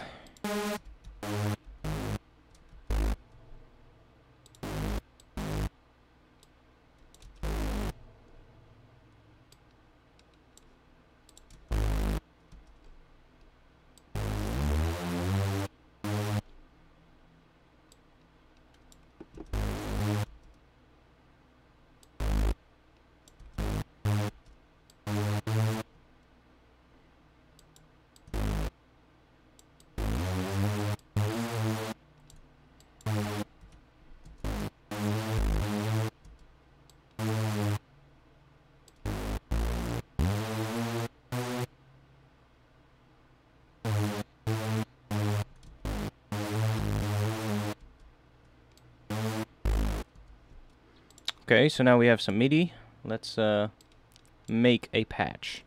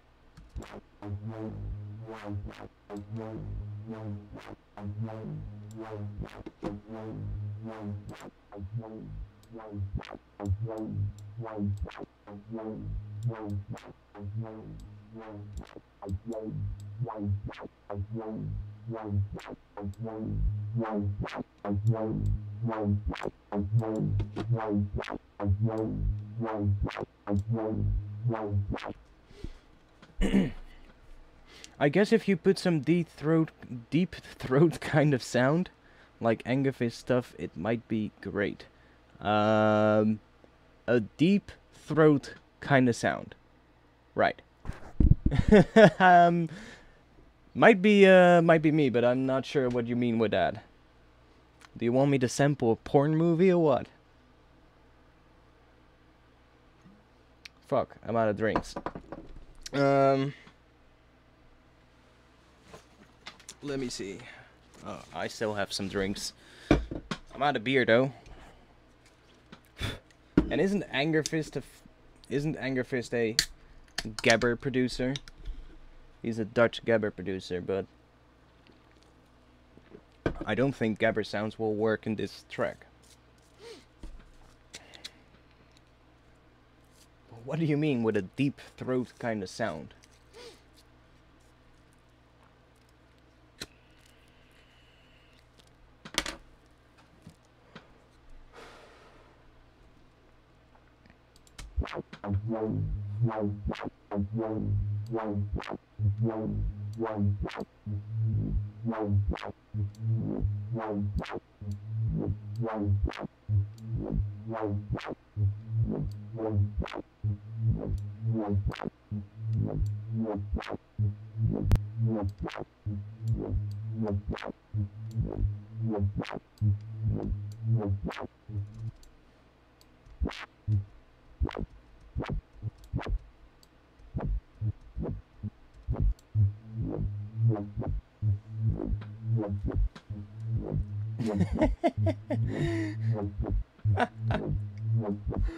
Yeah.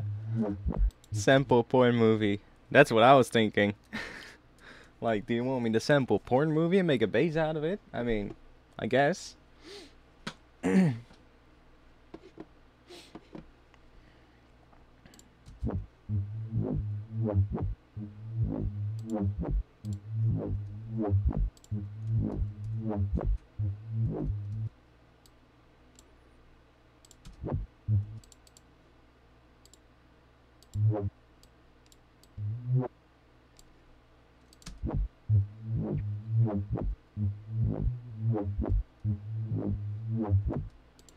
Okay.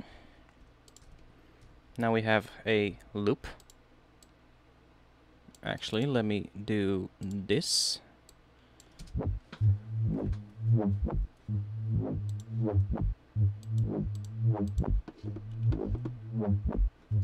And actually, this is right now, I'm just designing a sound. I'm not necessarily going to use this in the pattern the way it is right now. I think I'll probably even chop this up, because neurosounds, I usually just chop those up and take the bits that I like. And we could even make like a stabby sound out of this. It's just sound design right now, seeing if we can come up with something interesting.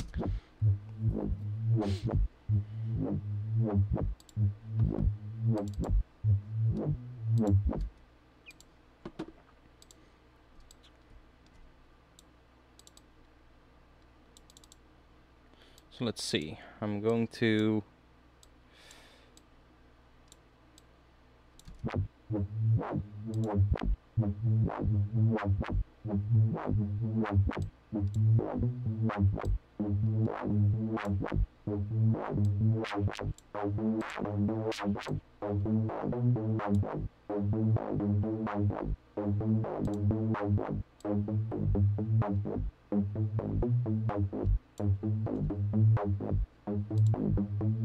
That could sound nice.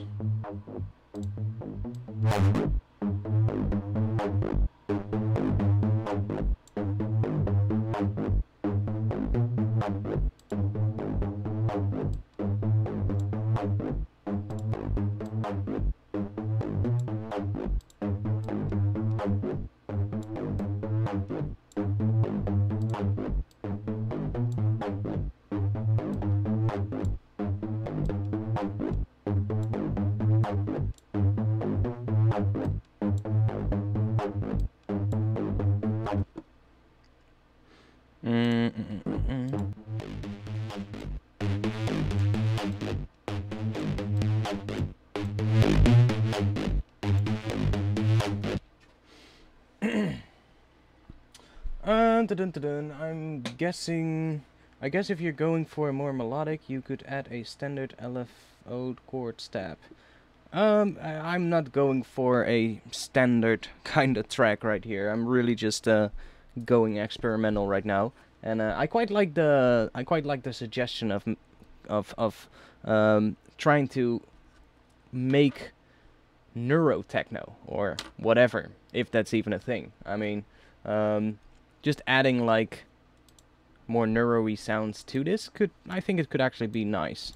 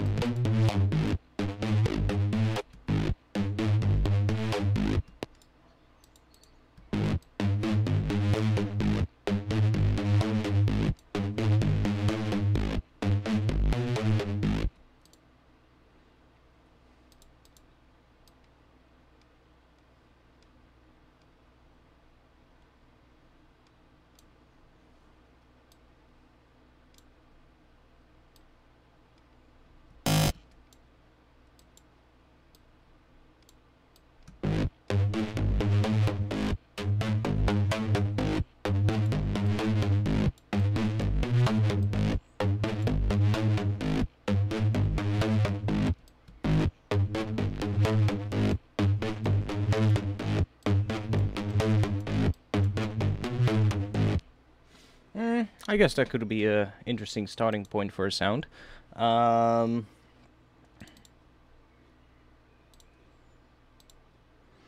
not too sure about using this LFO though. I might wanna use a macro knob for it so that I can have a little bit more control, but I guess for now it'll work. Let's try a delay on this actually.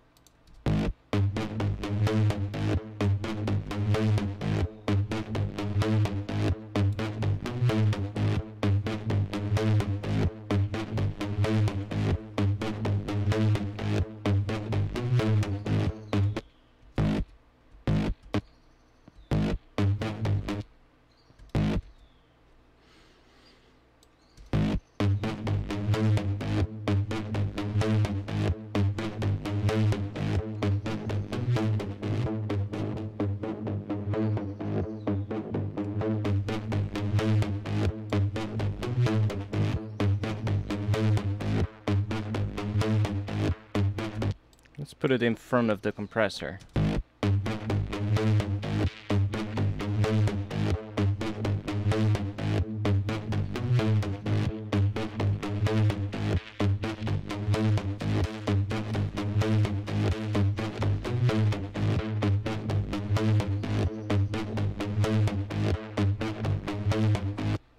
I mean, that could be nice. Let's assign a macro knob to this, so that we can automate this easily.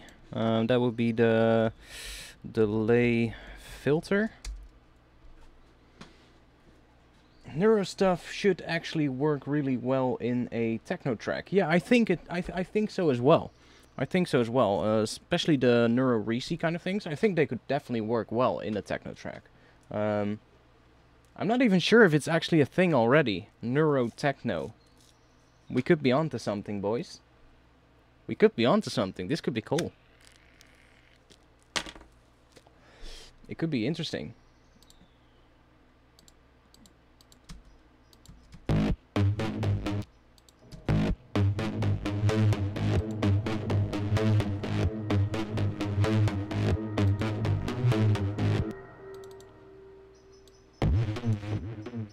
I'm not sure about the pattern. Well, that was actually a really cool sound.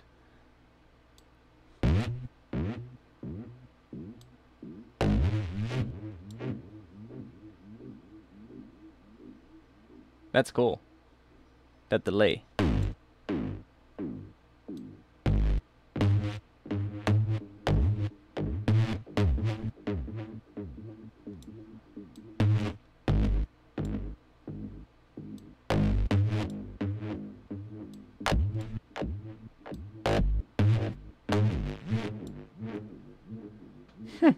You could do some weird stuff with that and then actually record what comes out of your sound card, and you could actually be able to do some interesting stuff with that.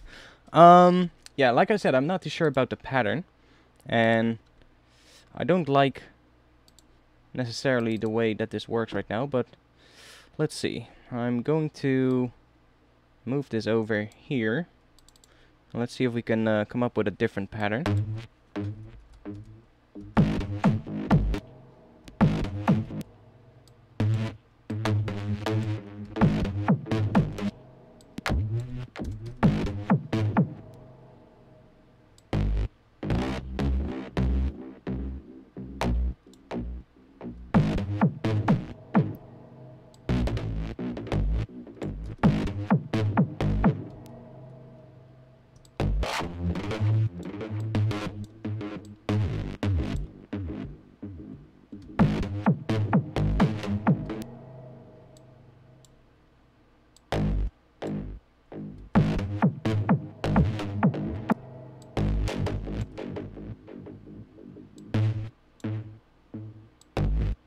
Oh wait, let's go.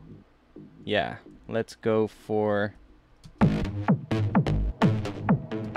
that's better. Something a bit more. That's nice.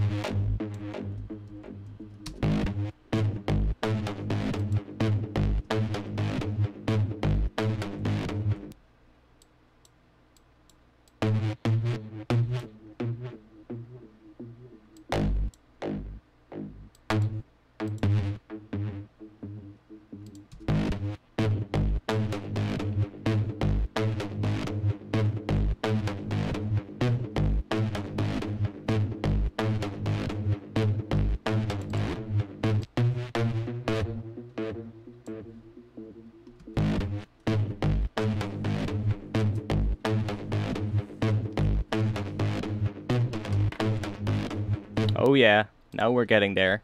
So let's put this right here underneath the kick. Let's see what this sounds like with the kick, actually. Well, let's do it with the kick here.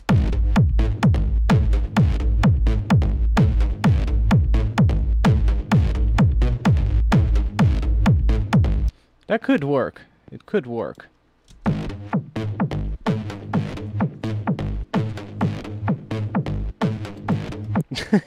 This is starting to sound like house. Mate, have you ever heard a sound like that in house? I didn't. I don't actually. Well, not in the house that I've heard. Sounds a bit too heavy for a house, I would say.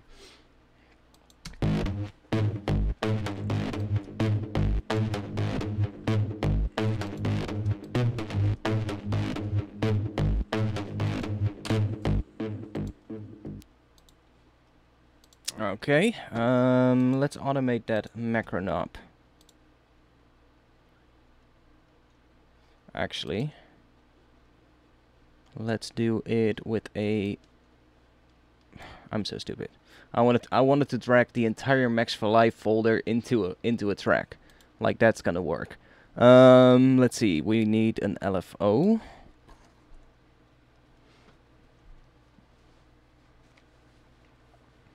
And if it starts to sound more like house, then so be it. I don't fucking give a shit. I guess I can use the shaper. The new Max for Life LFO. I quite like that one, to be honest.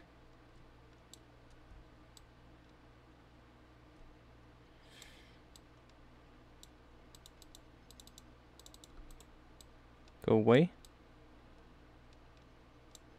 Can you remove points as well? Or can you only load them? Well, then we just do that.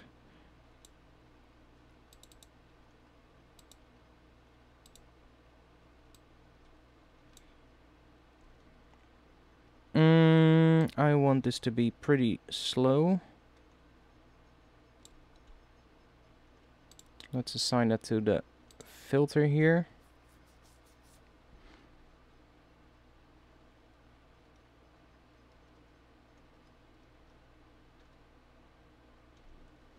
Okay.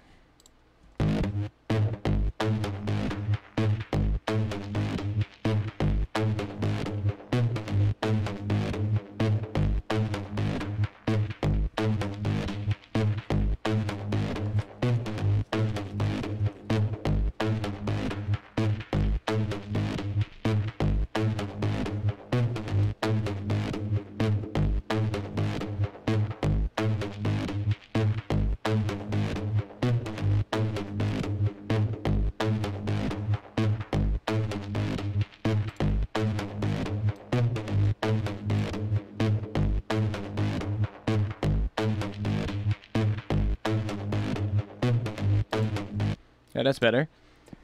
Who here is going to be at Flying Dutch tomorrow? Well, I'm certainly not. I'm gonna be shooting photos tomorrow. I'm gonna be climbing some rooftops tomorrow. Some epic rooftops. I'm talking 90 meters up in the sky. I'm talking about 150 meters tomorrow. So that's gonna be fun.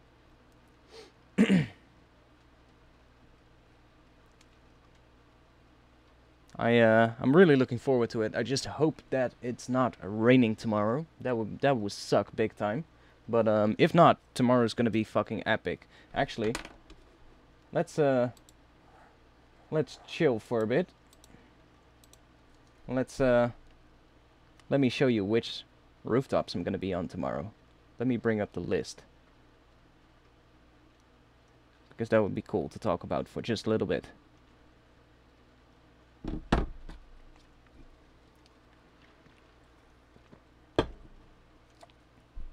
Tomorrow, I'm going to be starting at...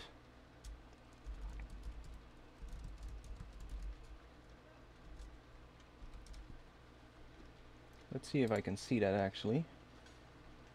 Yes, I can.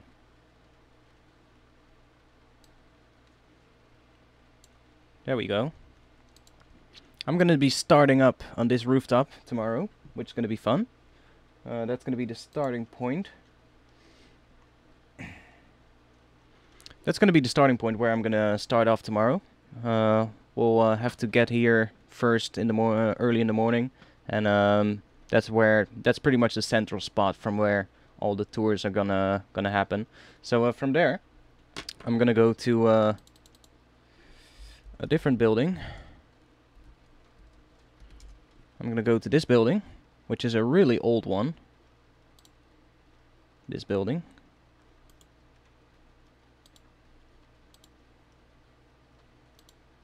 Wait.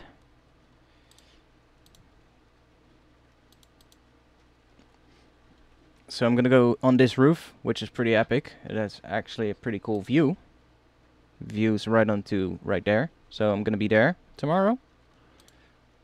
Could be interesting. And then I'm going to be going. I'm gonna be going onto here. Onto here. I'm gonna be going right on top of this roof. That's where I'm gonna be tomorrow, which is gonna be epic as fuck.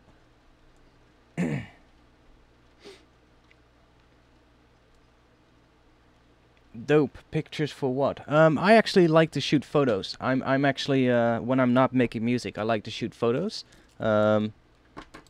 If nobody of you knows,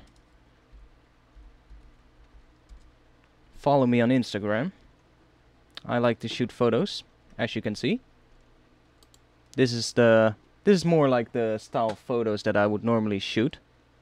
Actually, I can go to my other account on Flickr to show you the better quality ones.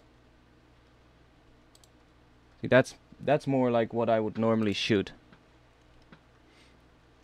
And yes, I'm from Rotterdam. I'm from Rotterdam. That's what I normally shoot, stuff like this, abandoned places. But as you can see, I'm from Rotterdam. By the way, I'm gonna be on this roof as well tomorrow, somewhere on one of these 3 towers, which is going to be epic. That's the highest one, 151 meters. That's going to be awesome. So that's something I've been really looking forward to, and that's gonna be great. Wow, that last building is that hotel. This one. This one. It's offices, hotels, and residential spaces in one building. So there's actually a whole bunch of stuff inside of this building. And I'm gonna be on one of these 3. I'm not sure which one. Like I said, I hope that it doesn't rain, because if the weather is too bad, we cannot go on the roof, and we will have to shoot from the highest floor through the windows, which would suck quite a bit, to be honest. But I prepared myself. I got myself a good polarizer filter for my lens, so I can actually shoot through windows without getting the reflection. So that should be, I should be fine. But even then, it would still be better to actually get on top of the roof. But yeah, we'll have to see what the weather does tomorrow. It's looking okay. It's looking to be partially dry tomorrow. So I hope it's just gonna turn out good. But yeah, normally I shoot mostly abandoned places, sometimes a little bit of landscapes, and yeah, rooftops. Rooftops are great. I love shooting rooftops, and that's what I'm gonna do tomorrow. So actually I have a bunch of other ones as well. Like I said, this one is gonna be the second one. Then I'm gonna go on to the highest one, which is that one. So those 3 towers, those are gonna be the next one. Then I'm gonna be somewhere here, down here, on a lower rooftop, but I think it's still a pretty interesting one. I think it's actually this rooftop, or the one right next to it. That one is even lower, but it's right in the middle of higher buildings, so that could be pretty cool as well. And then I'm gonna go to one, I don't know which one that is. Oh, that's a residential tower I'm gonna be going on top of. It's not the highest one, but has a cool view on the actual river and on the bridges over here. So I should be getting a view like that. So that should be worth it, to be honest. Then I'm gonna go to the World Trade Center here in Rotterdam, which is an epic building. this one right here. I'm gonna be on the top of here, and I hope that I can shoot straight down. So I hope I can just put my camera right here over the edge, probably on a corner here, and just aim straight down, or right here in the middle of the building and just aim it straight down. I think that would be really cool, but a lot of the buildings out here, up on the roof, they actually have like a little wall or a glass wall on top of the roof, but this one, I don't think it has a glass wall, so I think I should be able to get my camera across the edge, and that's something I've been wanting to do for such a while now, but it's really difficult to find a good suitable spot to do that. Like most rooftops, if you're on a rooftop like this one right here, it's just not going to be worth it to aim your camera straight down, because it's only like 6 or 7 floors, and that's, you know, it's nothing. You really need to be on one of the higher ones, and it's really difficult to get on top of those right here. So every now and then, and one of those moments is tomorrow and the day after tomorrow, they open up these rooftops for the public. So you need to sign up, and it's only a selected amount of people that will be able to go on top of there, and I'm one of them. So this is going to be fun. I tried to sign up in the last 2 years as well, and pretty much the spots for this they sell out so quickly, so you really have to be very quick. And this year I managed to actually get tickets, so I'm gonna be doing that tomorrow, and I actually signed up for as much as possible, because after this one I have one more rooftop this day. I actually have quite a bit of rooftops, and the last one is going to be on top of this tower, that one, and I'm probably gonna be right here on top. Probably not gonna be on here, but right here, so that should be good. I can probably aim straight down from here as well, and I have a good view on the bridge, so that's nice. And that's only the first day, so I mean, I'm gonna have a lot of stuff to do in the coming 2 days. Then on Sunday I've got this one right here, which I think they have a glass wall on top, so I'm probably not going to be able to aim straight down, but the view from there should be looking like this, so that's looking to be a good view as well. And then I'm going to be on the central station of Rotterdam, which is this one. So I'm actually going to be on top of this roof, which I'm not sure what that's going to be. Well, I guess we're just going to walk across this flat piece, but I hope we're going to walk up here. I hope so. That would be great. And then, let's see, I have a couple of more on Sunday, actually. I also have the Central Post building, which is this one. That one.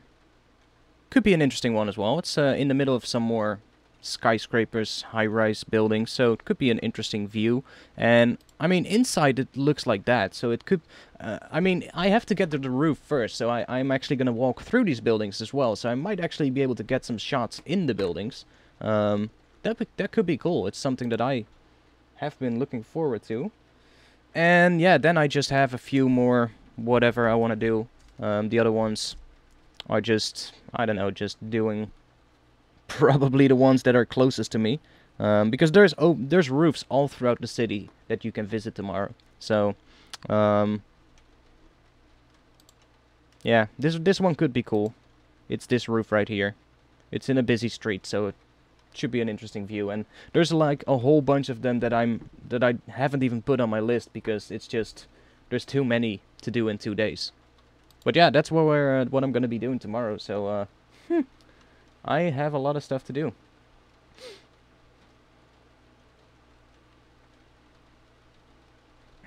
What do you work with? I shoot with a Canon 6D, and currently mostly shooting with a Sigma 24-35 f2 art lens. I also use a Sigma 8-16mm, but that one is only working on my older camera. It's not a full frame lens, so I'm actually gonna buy a different lens to replace that one, so that well, one that actually an ultra wide that works on my full frame camera. As you can see, this one is shot on my older camera, so this is a Canon EOS 550D 18-50mm. But yeah, so yeah, that's what I'm gonna be doing tomorrow. where can you sign up for that? Search for the Open Daken in Rotterdam. That's what you want to search for. You have to sign up. You have to buy a ticket for the roof. So you basically just buy one ticket. I think it's $7.50 for 1 day. And with that ticket, you will be able to get access to about 16 rooftops in the city, I think. But most of the ones I showed you are actually ones that you had to sign up additionally for. So they actually have a bunch of public rooftops. That's about, I think, 16 of them. And those you can just go to if you have that ticket of $7.50. So that's just a regular ticket for 1 day. And you can visit all of those 16 rooftops. But most of them are just, you know, medium height rooftops. They're not like the higher ones. The higher ones are part of special tours that you had to sign up for. And most of these tours are completely sold out right now. I mean, that's why I told you you have to be quick with this, because those tours sell out really quickly. The regular tickets, you know, you can probably still buy them.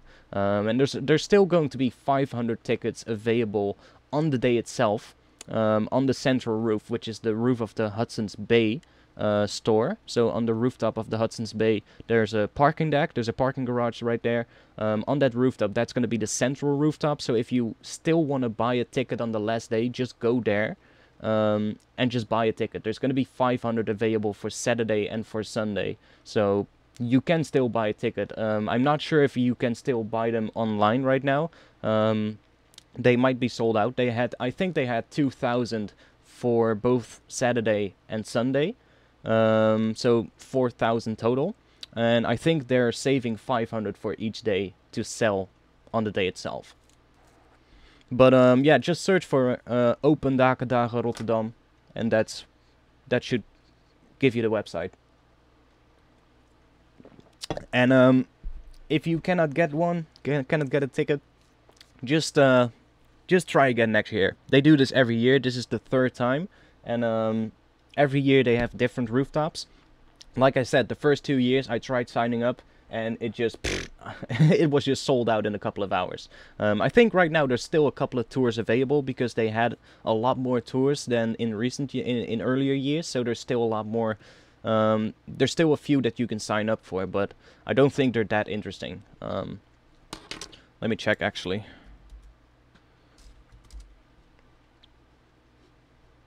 Here, these are all the rooftops that you can go to publicly. So there's a couple of ones that are interesting. This one is pretty high. That's about, what is it, 80 meters or something? There's a couple of interesting ones here.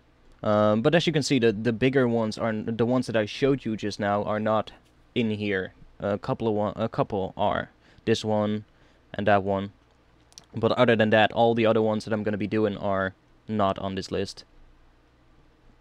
So, but the higher rooftops are going to be interesting. So as you can see they have all kinds of tours that you could sign up for, and they have, let's see, they have these tours, the high-rise highlights tours, and those are the ones I signed up for. So that one, those are going to be the higher rooftops. So those are the ones I'll going to be doing, and as you can see, that one is sold out. Sold out. Almost everything is sold out right now. See, these are not sold out, but those are just, I don't know, this is some kind of a, I don't know, some kind of a dude that's just gonna speak on top of a rooftop. Like, I'm not gonna visit that. This is a book tour of some kind of a writer on top of a roof. Like, I don't care about that, and I'm definitely not gonna pay €12.50 for that, so, you know. And this is just a rooftop with animals on it. I guess that's just a rooftop filled with pigeons. So, you know, but you have to sign up for these things. And, they're not all that interesting. Most of them are, I would say, not that interesting. There's probably gonna be a lot of elderly people coming to those other ones. Oh, actually, you can still sign up for this one on Sunday. So if you want, you could still sign up for this one on Sunday. Now you have to get your ticket though for that. As you can see, there's a couple of different times and you need to buy your ticket. So if you want to go, You could still sign up for at least 2 of the high-rise ones. But you'll not be seeing me then, because you're probably not gonna be in the same group as I am, but if you want, then feel free to check it out. Maybe we'll run into each other at some point during the day, because I'm gonna be riding my bike crisscross through the city tomorrow. I have very little time in between each place I have to be at. I have about 15 minutes to 30 minutes in between each rooftop, so I have to literally just race my bike through the city.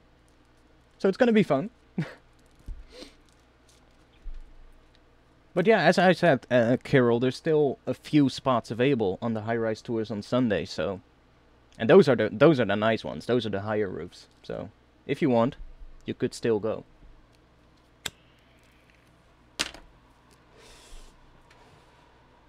And they are going to have a on 12 exactly on in the middle of the day, so 12 o'clock in the afternoon.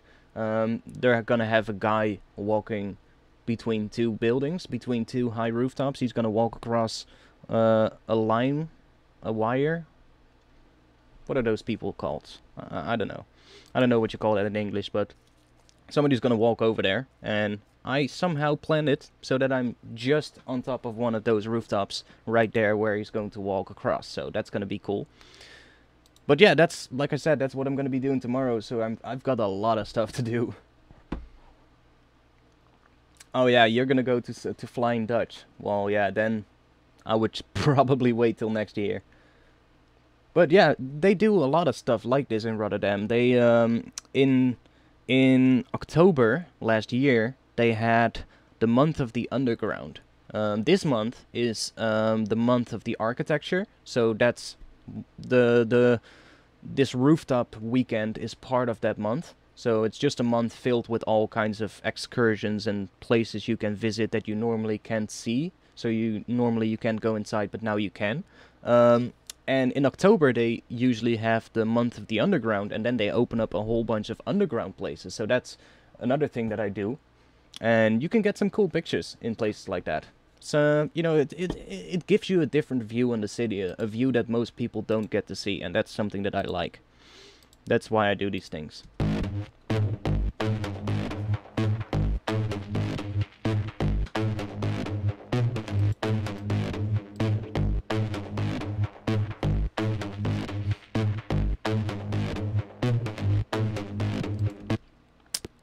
Quite an interesting sound.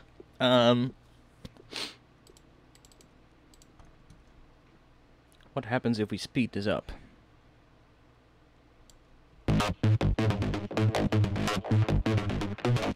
Not really usable.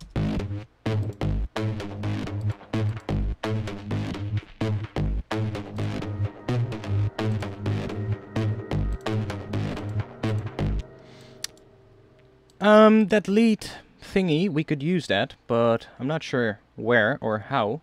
Or if I want to use it in this section of the track. I might want to use this later on in the track. So I'm just gonna put it somewhere over here. I'll just throw it there.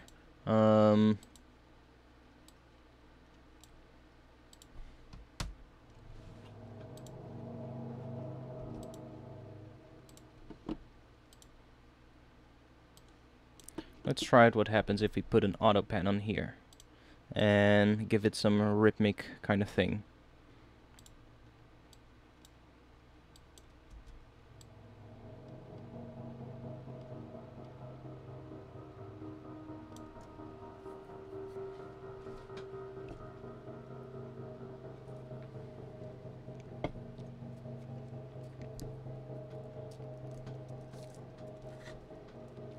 Yeah, I guess that could work. Makes it sound a little bit more interesting.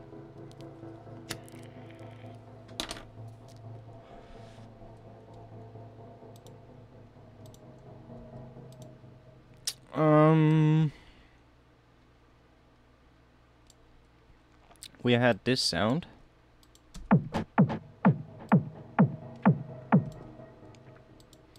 I'm not sure about this layer though, this pad. I'm not sure if that will work, but might wanna try doing something with this one first.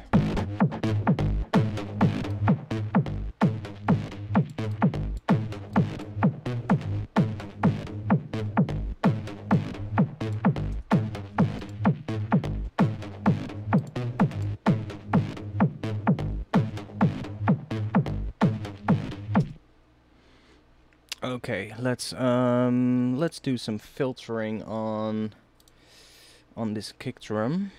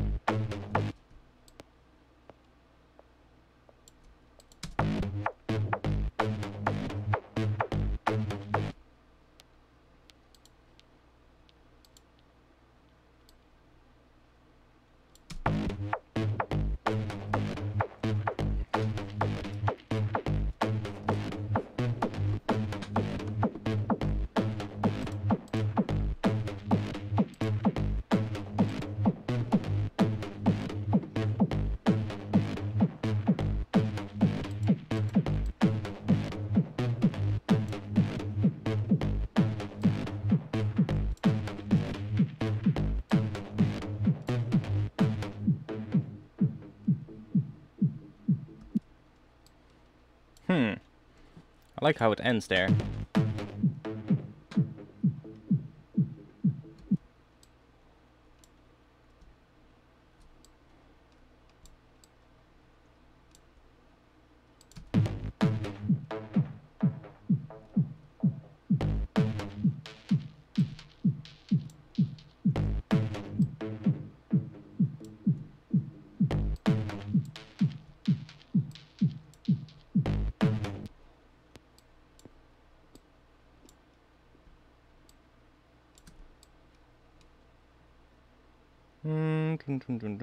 Let's take this section.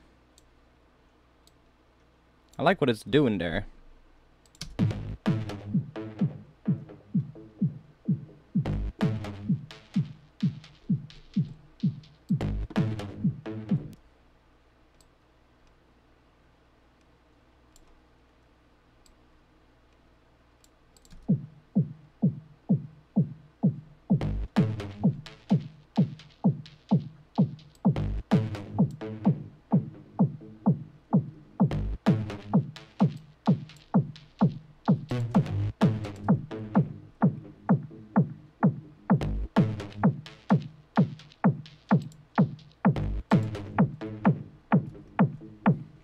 Let's see what that sounds like with the main kick.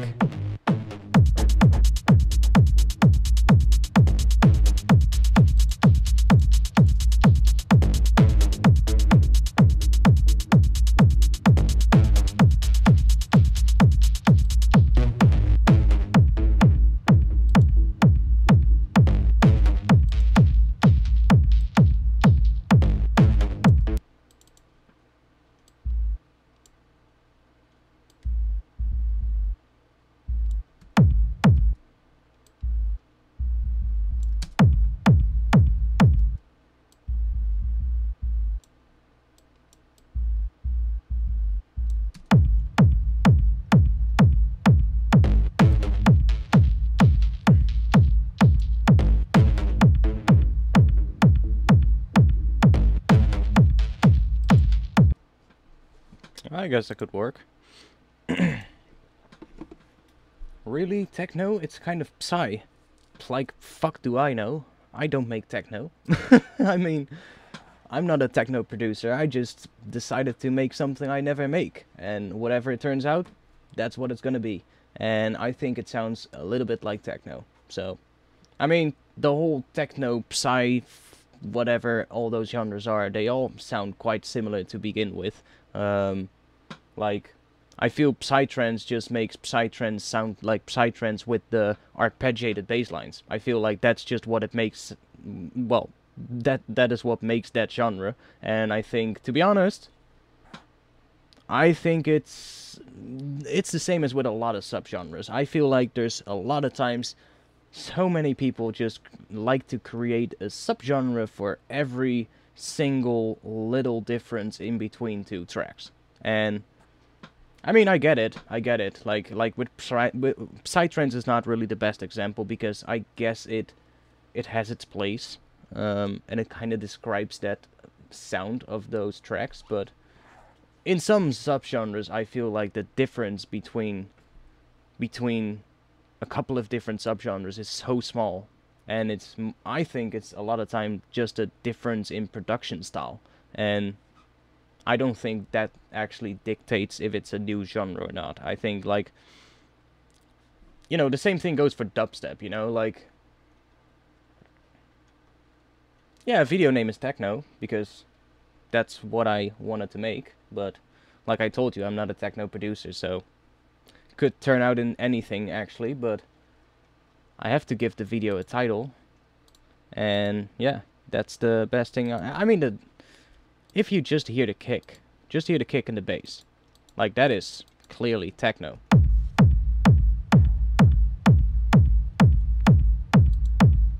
That's clearly techno.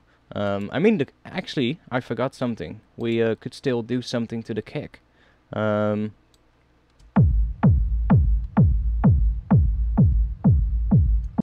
Now it's even more techno.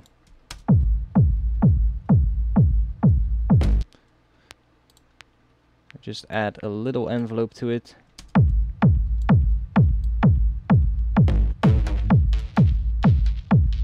I mean, it's that synth that makes you feel like it has a different vibe, but I mean, I really don't pay too much attention to subgenres. I mean, I get it with genres, but I feel like a lot of subgenres are not necessarily a genre, but more a style of producing. Just a different way of making a particular genre. Like, the same thing goes with a lot of subgenres, actually. Like, for instance, let's take rhythm and dubstep. Like, the bro step dubstep. Like, I'm not even gonna call it bro step because I hate the fucking name. To me, dubstep is stuff like Benga, the more deeper stuff, is dubstep. But stuff like Skrillex is also dubstep. And whoever makes rhythm right now, that's also dubstep. It's just there's different styles within the genre, and every producer has its own style. So, I mean, I guess the softer stuff and the heavier stuff, separating that from each other, I get that. That's something I get. But, like, the difference between rhythm and dubstep, like, really? Just 10 dB difference and making everything a little bit more minimalistic is just a new genre? Like, I don't see that as a genre, to be honest. I just see rhythm and dubstep. That's just the same fucking thing. It's just a different way of producing the genre. It's just a slightly different way of making it. Like, making it slightly faster and making the drums a little bit less complicated and the basses a little bit less complicated. And there you go. I mean, yeah, it's meant to describe a particular sound. But, you know, it's starting to get to the point right now when you say, like, hey, I'm making this genre, and people will say, no, it's not. It's something else. And I'm not attacking anybody in the chat right now that just said anything. I'm just speaking, generally speaking. You see it a lot on YouTube as well. Like, people make a tutorial.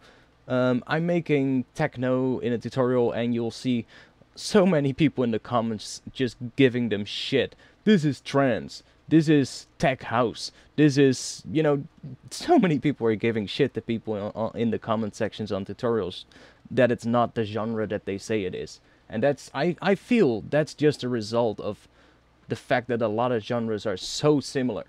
Like, and that's been going on for a while. I mean, it's not something from the latest few years. That's just something that's been going on for decades, probably. But, yeah. I would say this kick drum is pretty techno. And that synth, this synth right here, That's more of a neurofunk synth, to be honest. I mean, it sounds a little bit... doesn't necessarily sound like a neurofunk synth right now, but if I speed this up to 172, I mean, that's just a fucking neurofunk synth, right? So, I mean, if I put a drum and bass beat under it now, we'll be able to go. Let's just try it out for fun.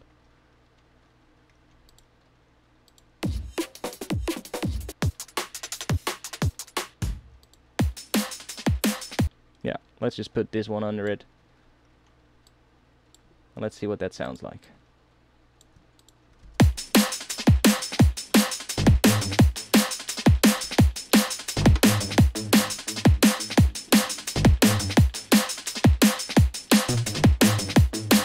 See, that just works.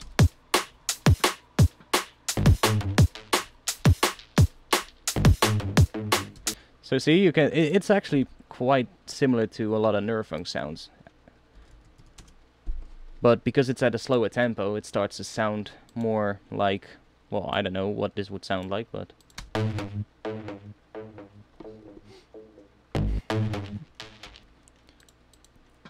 Future house trap kawaii step. Well, that's the genre, right? I mean, do you listen Harmonic Rush? If yes, do you like it? No, I have no clue who Harmonic Rush is. I never heard them.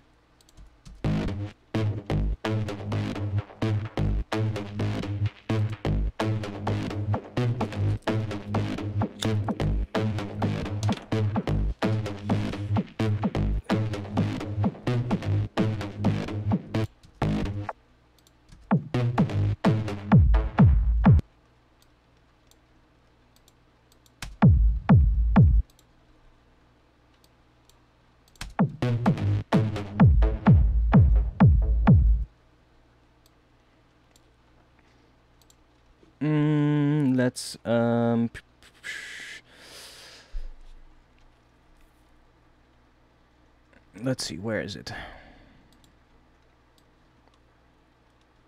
I'll just put this one on the master. I don't normally advise you to do that, but for this one I'm just quickly gonna do that. I'll probably replace it later on with a better way of doing it, but this will just quickly give us a bit of a rising effect.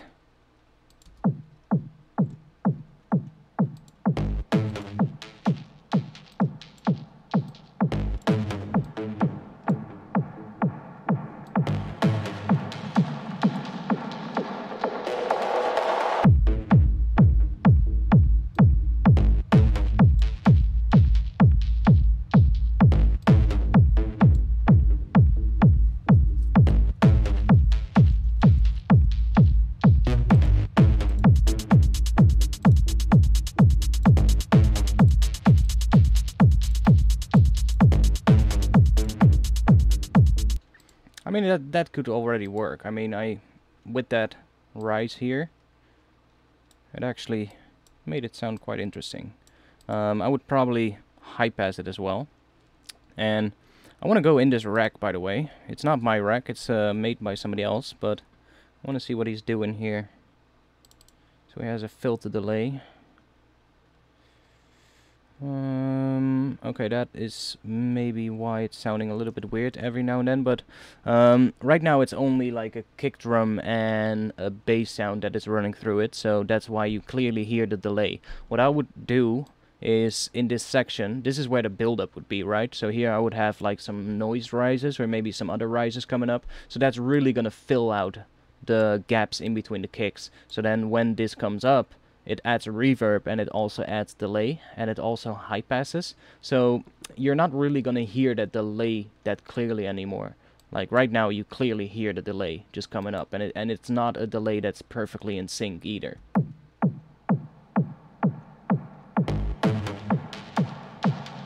Here, you can hear it.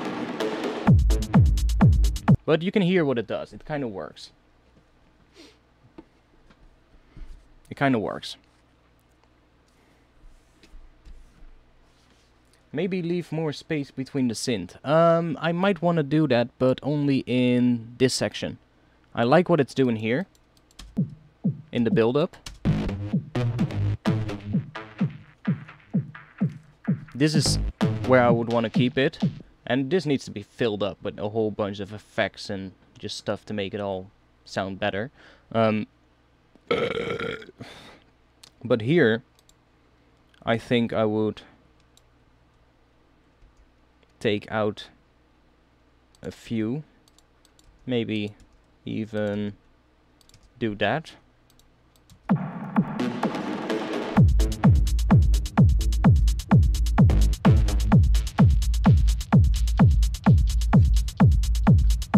Or not. I guess it sounds a little weird.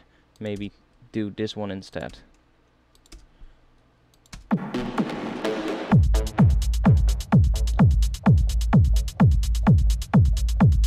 And then something else here, and then that one comes in. See, that could work.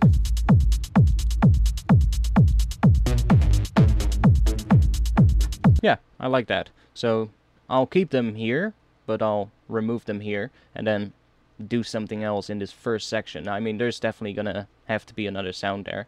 But I think that works. I do like the sound of this one, though.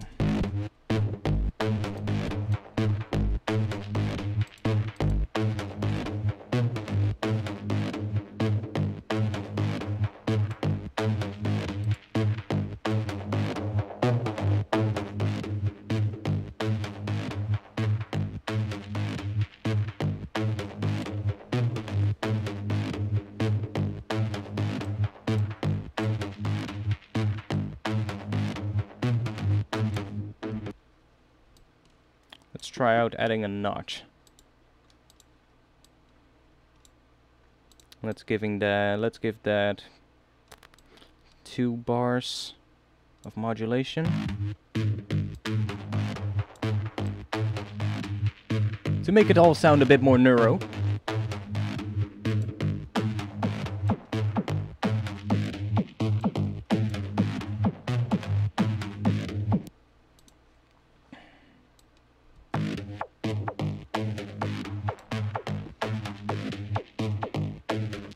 Yeah, I think that works. And then... oh.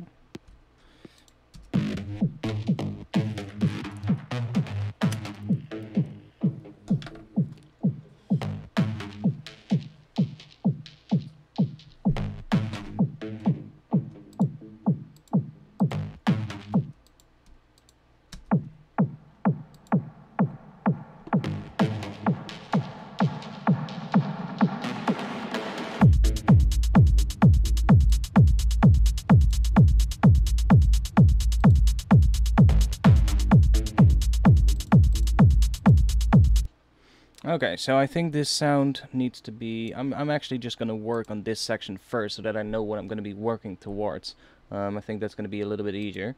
I think the sound needs to be a little bit louder, so let's try running it through the soft sine.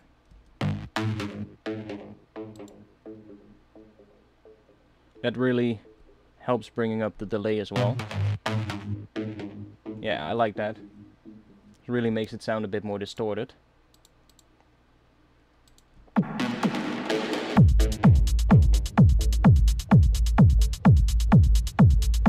And we would have to find something here.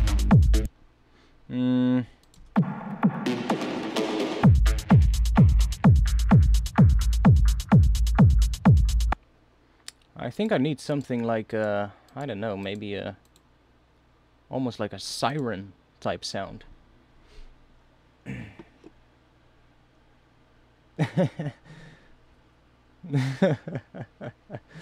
Okay. Hey Chris, by the way, when you're gonna post the sample pack? Because we need this. I need that sample pack for a future stream. Doing some sound. I mean, I feel like we can probably make. Oh wait, I just have an idea. I just found out an idea for a new challenge. this could be a challenge for the Discord community.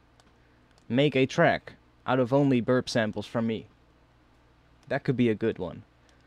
Every sound in the track will have to be made from one of the burp samples. And you can use several different ones, but all the sounds have to be made from the burps. Let's see what people can come up with, and I'm gonna try it as well on stream and see what we can make. That would be fucking great. Like, I'll try and make a Neurofunk track out of burps. Art, check the mods channel. Yeah, okay, let's see. I'm not in the Discord community when I stream, but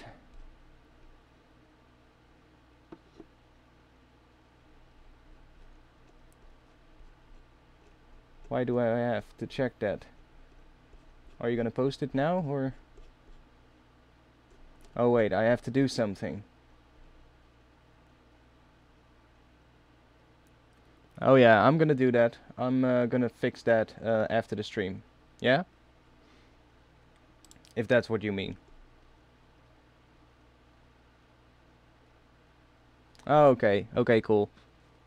I'll check in in the Discord server in a bit, and I'll see what you guys were talking about. But I definitely think it could be a cool challenge, making a track out of just burp samples, recorded from my stream. That would be cool. It'd be cool to try out. I'll make a full-on techno track with just your burps. That would be insane. Yeah, I'm gonna read it, Chris, when I'm done. I'm gonna read it when I'm done, which will be in just a little bit. Not gonna be streaming for that much longer. I'll be streaming for at least, I think, maybe 20 minutes, 25, something like that. I'll have to go and do some stuff. Can you play it one time? Yeah, sure. It's not too interesting right now, to be honest. But I can play it. We had this other sound as well, which is just a paddy kind of sound.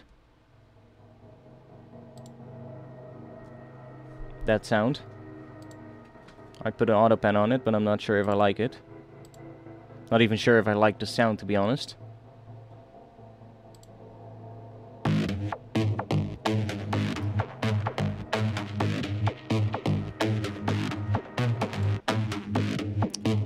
I'll just turn it off for now. So I kind of came up with that sound. That interesting synth.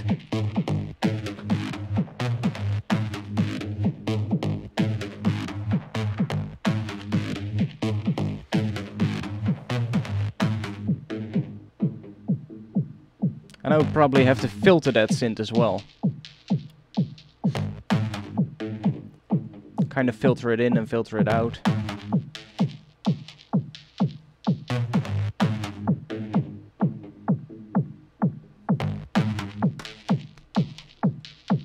So, I mean, there's really not that much going on here, so, I mean, I can play it, but...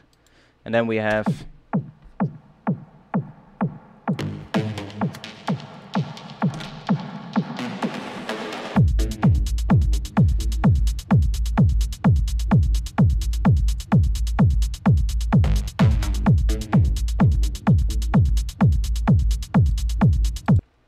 That's about what it is. We haven't really done that much, to be honest.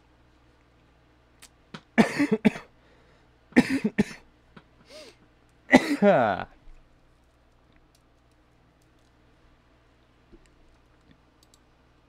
gonna make some rises. We need some rises here.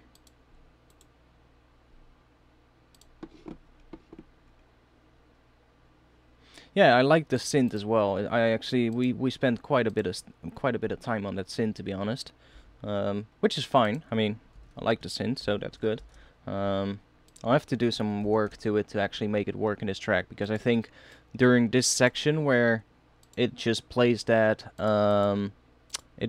actual melody,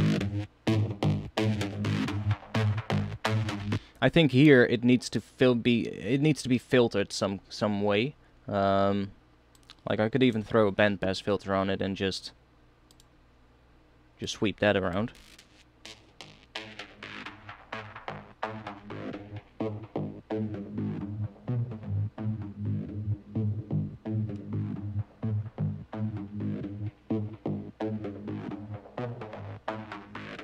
You know, stuff like that. Just filter it, and that makes it a little bit more interesting. So it's not that you know, still. So it's not that the same all the time. It just changes a bit, and that's good. And then here I would probably turn that filter off so that it actually starts sounding like what it does now.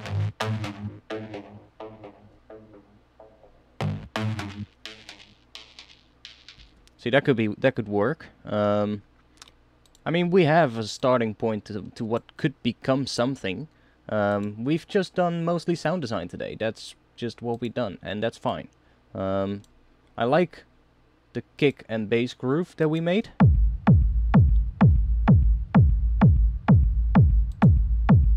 I really dig that one, and the percussion stuff that we had. I mean, that could work as well.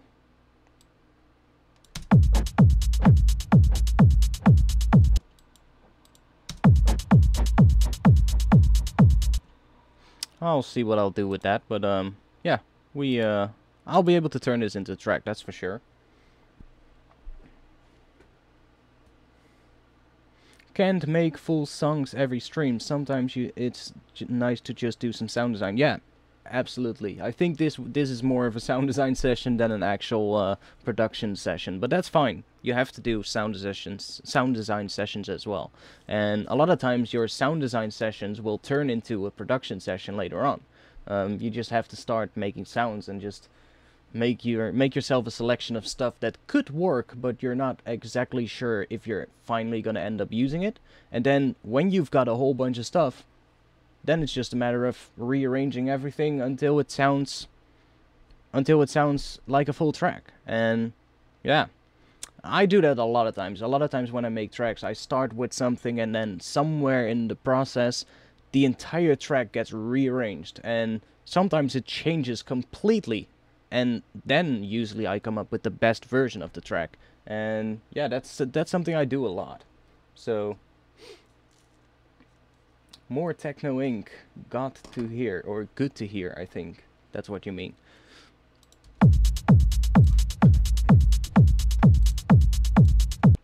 Yeah, let me make a quick noise riser or something.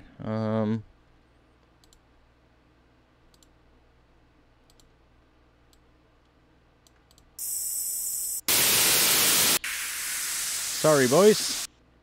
Let me bring that down a bit.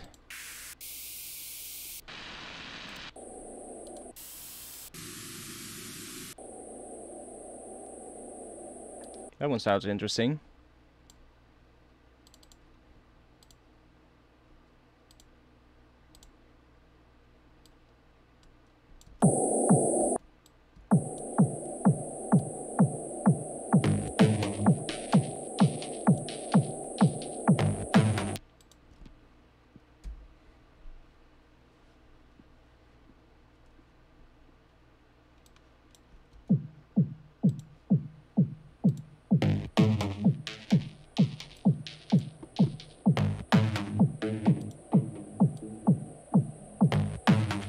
Okay, that's a weird one.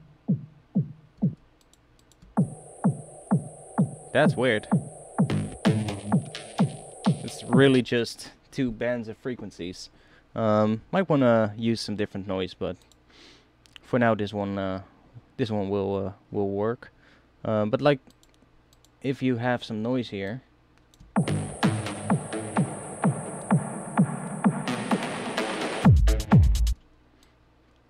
I'll probably add some reverb and high passing to it, but I think I'll find some different noise, something with a little bit more. That sounds a lot fuller.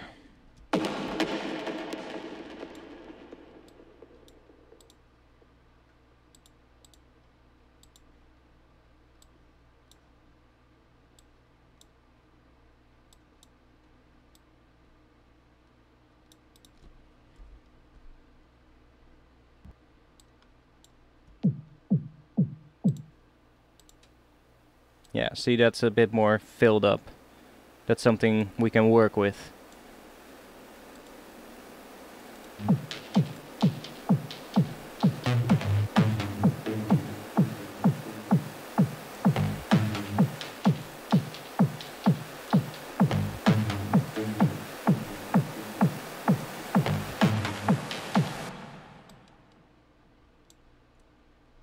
So now I'll probably add some more automation to that. Do a low pass. Low pass could go up quite quickly actually. And then probably another one, but a high pass.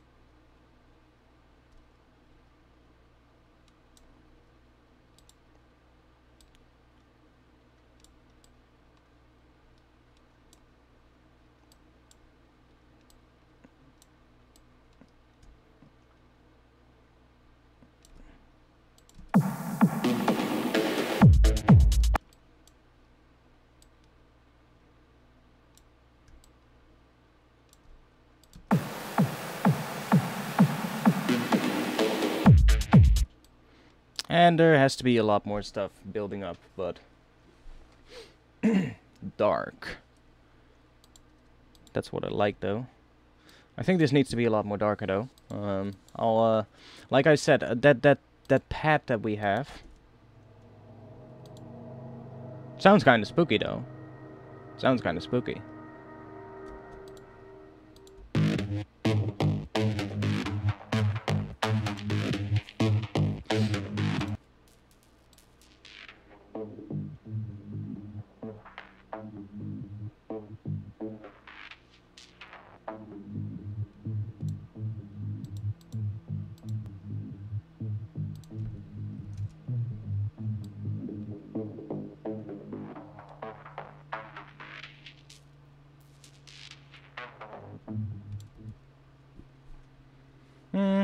I think we need to filter that one as well.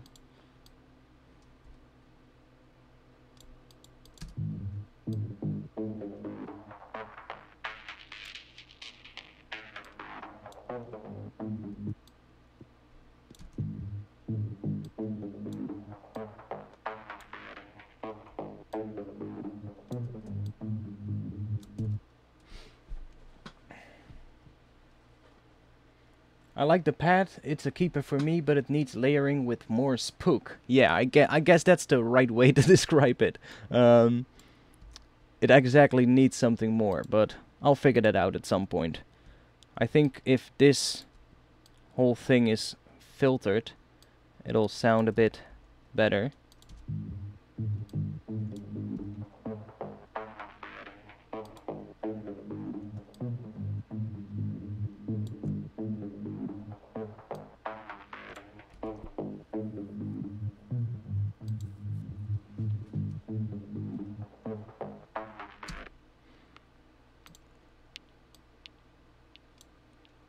And then only have it turned on here. Let's see what that does here.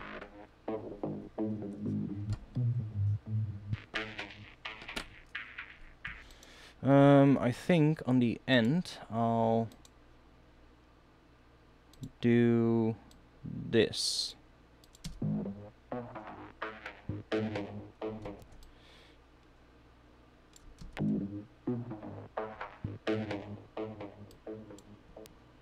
Let's see what that sounds like.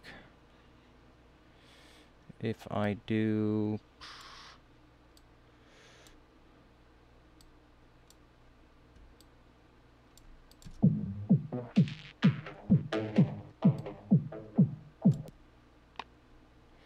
Yeah, like I'm not sure here. I think I wanna turn the effect off here, but I think I wanna gradually fade it out and bring the unaffected version in. So I could do that easily by making another chain here.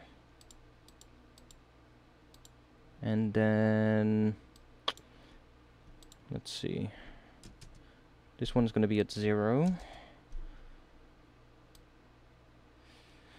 I'll do this. So you're not going to hear it here.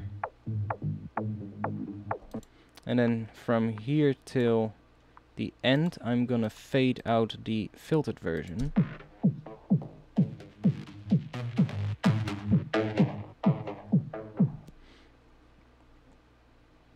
And yeah, then here, this one, this automation of that one, let's see. I'm gonna delete this automation and I'll just do it with the rack instead.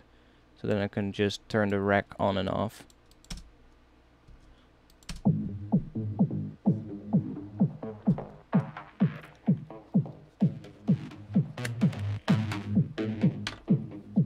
Yeah, that's better. Now the transition is better from the filtered version into the regular version. So even though it's still very empty in this section of the track, that transition now sounds good. And that's kind of what I wanted. I find just jumping from that filtered version into the unfiltered version or the unaffected version is a little bit of a quick jump and too abrupt, I think. So that's something I always pay attention to. Transitions in your track always really make or break your track. Like, I hear so many tracks, even tracks from viewers of mine, they send me tracks a lot of times, and a lot of times what I hear is that the sounds are pretty good, and I hear very interesting sound design, but the transitions are just let me down, and I feel like I put a lot of time in the transitions in between each section, and I think sometimes people need to do that more as well, but I just like my transitions smooth, I guess. Hey ARTFX, have you heard the new track by Noisia and Former, Cleansing? Yeah, they played it in this week's Noisia radio, right? So I heard it, yeah. For my next track, I'm thinking of sampling horror film OSTs. You might have actually given me an idea for this track, because we have that spooky pad, right? So we need some spooky sounds. I'm gonna sample Scooby-Doo. No, we're gonna. I might actually try and find something that is a bit horror-like. Maybe I even have something. I might have a horror film music library in contact.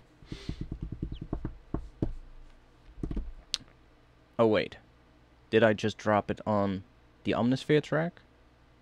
I think I did. Then it's gonna replace the pad.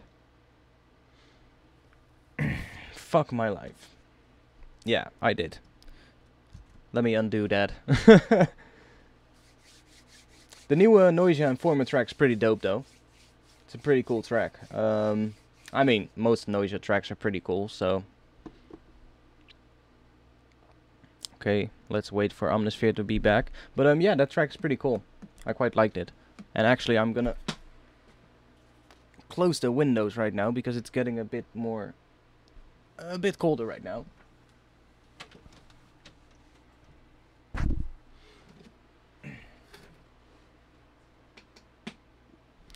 Alright, Omnisphere is back. Okay, let me make a new MIDI track. Let's see if I have some spooky sounds.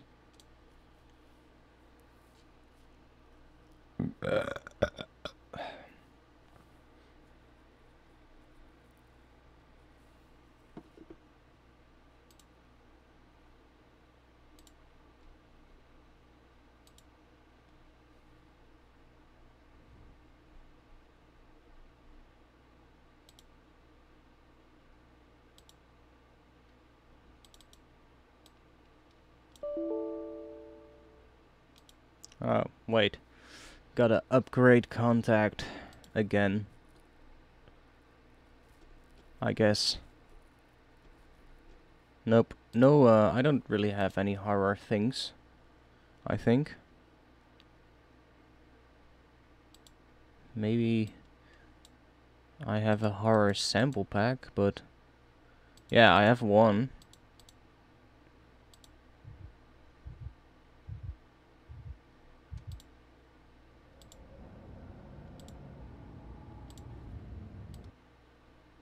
Let me bring that level up.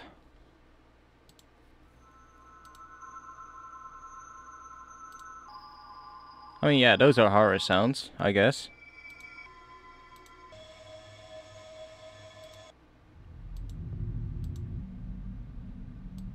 What's in here?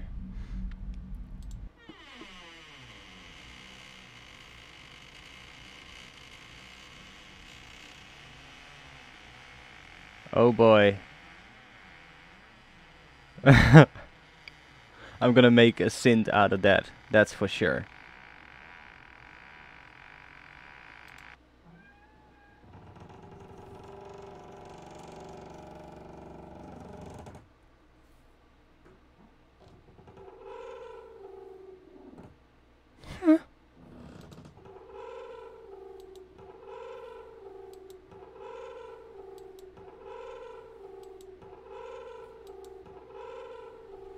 Okay.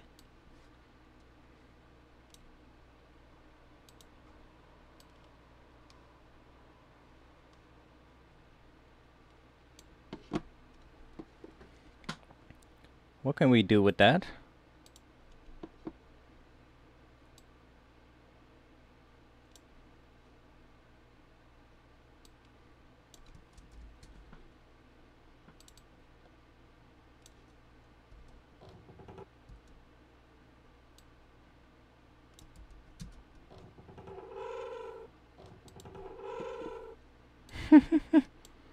A squeaky door synth.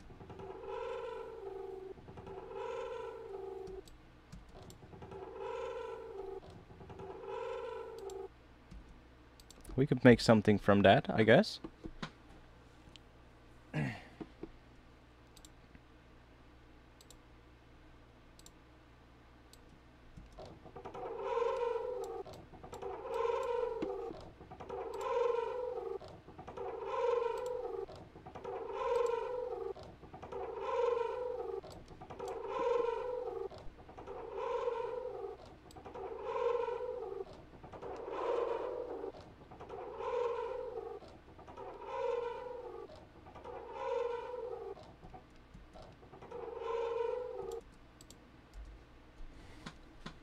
Anyway, I think there's some interesting sounds in here. I mean that, if you play that in a higher pitch,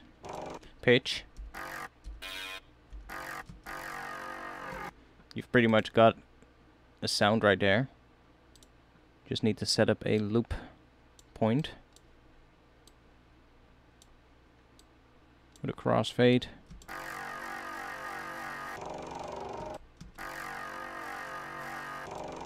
Would have to tune it, but you can make a synth out of this, out of that squeaky door. But I kind of like that that section there. That was cool.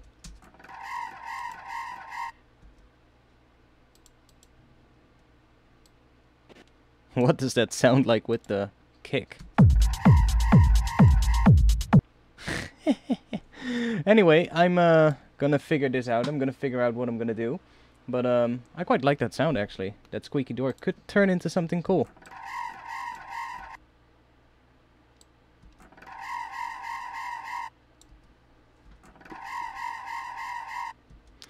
Is there anything you guys want to know what I did today? Is there anything you want to talk about? If not, I'm gonna be stopping the stream pretty soon because I don't really know what I'm gonna be doing from now on. And I've got a lot of stuff to take care of before I'm gonna be shooting photos tomorrow. So yeah, I'm gonna be cleaning my lenses in just a bit and packing all my stuff, getting all my camera stuff ready, because tomorrow is the big day. Tomorrow I'm not gonna be able to do anything else than just shooting photos and riding my bike crisscrossed through the city. I hope I'm gonna be able to make it from every building to the next one, because I really have very little time in between, I think. Let's see. 11 to 11:30 is the first one. Then from 12 to 12:30 is the next one. So there I have 30 minutes in between. Now those are pretty close together, so that should be easy to do. Then from 12:30 to 13:30 I have an hour to get to the next one. So that's easy. That's easy to do. Then I have 30 minutes to get to the next one, but that one is close to that one, so again, should be easy to do. Then the next one is a pretty long ride, and I only have 30 minutes. So luckily that one I don't have to go there. It's not one that I signed up for, it's just one of the public roofs. So if I don't have the time to go there, then I'll just skip that one, and I'll go straight to one of the other ones. But yeah, I'll have to see what I'm gonna do. I really don't have much time in between these visits. I really packed my whole days fully. So yeah. I don't see any comments coming in anymore. So I bet there's no questions.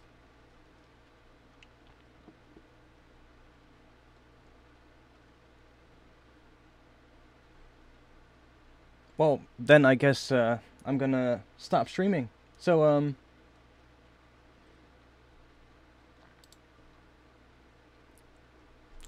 I'm gonna say one more thing. If you wanna be a member of my Discord community, then check out the invite link below the stream. There's a link that links straight to my Discord community. Well, duh, that's what I just said. But if you click that, then you'll be added to my Discord community, where we talk about music production, and we're actually doing, or going to be doing, challenges every now and then. So if you want to do that, that's fine. Then you can come over and you can partake in these challenges as well. We're still thinking about what we can do in terms of prizes or anything like that, and how we can set up a voting system, but that's something we and the other I and the other moderators are currently talking about, and we're going to be doing that soon as well, so that could be cool. And if you want to be a part of that, then well, just come and join, and it's just a great place to be. We really try and help each other get better at music production, so if you have any questions when I'm not streaming, the Discord community is the place to ask. I'm on there pretty much every day, so you can just mention me, ask your question, and I'll try and get back to you as soon as possible. Yeah, tomorrow I'm going to be shooting photos. It's going to be awesome. Sunday I'm going to be shooting photos as well. I've got 1, 2, 3, 4, 5, 6, 7, 8, 9, 10, 11, 12 buildings total that I'm going to be visiting. So yeah, I've got my days packed. 6 every day, I think. Make some cool pics. Yes, I'm gonna try. I'll put, and maybe I'll even do a live video on my Instagram at Sinister Suspect, which is my photography Instagram. I might do a little live video from one of the top of these roofs. So follow me on Instagram. That would be nice. My music Instagram is, of course, at ARTFX DNB, so if you want to follow me there, that would be great as well. I post little clips of what I'm working on at the moment, so you can always check that out and see little clips of what I do. And yeah, other than that, if you want to have some sample packs or preset packs, I actually make sample packs and preset packs as well. Got a few packs for Serum, and I've got quite a few packs aimed at drums. So if you, for instance, are looking for Neurofunk drum sample packs, I have a pack out on Black Octopus Sound. So you can go to the Black Octopus Sound website, and in the search bar, just search for ARTFX, and that will give you a good list of all my sample packs on their store. All your purchases there will help me out and will help me support my channel and help me grow my channel as well. So all that income is usually used to improve the videos, to improve, you know, buy new gear, stuff like that. I'm currently really, like I said, my headphones are acting up weird lately, so I'm gonna be on the lookout for a new set of headphones, and I kind of want to upgrade my speakers as well. So yeah, that's what I'm gonna be doing probably. And yeah, if anybody of you are looking for some new samples, then just check them out. Check out the demos that I made, and yeah. Thanks for being here, and I hope to see you again next week. Every Friday, 8 PM Central European Time. That's when I do my streams. So would like to see you guys back next week. I think next week we might do some more drum and bass again. I think we'll do some drum and bass again. I still have to finish the EP tracks, so we could work on some of those. I'll have to look at actually which projects I still have, because we did quite a few, and I made a few off stream as well. So I'll have to see how many projects I have right now for the Neurofunk EP, and maybe we'll actually have to start finishing things. But I'll see. So yeah, thanks for watching. I'll see you guys next week. Peace.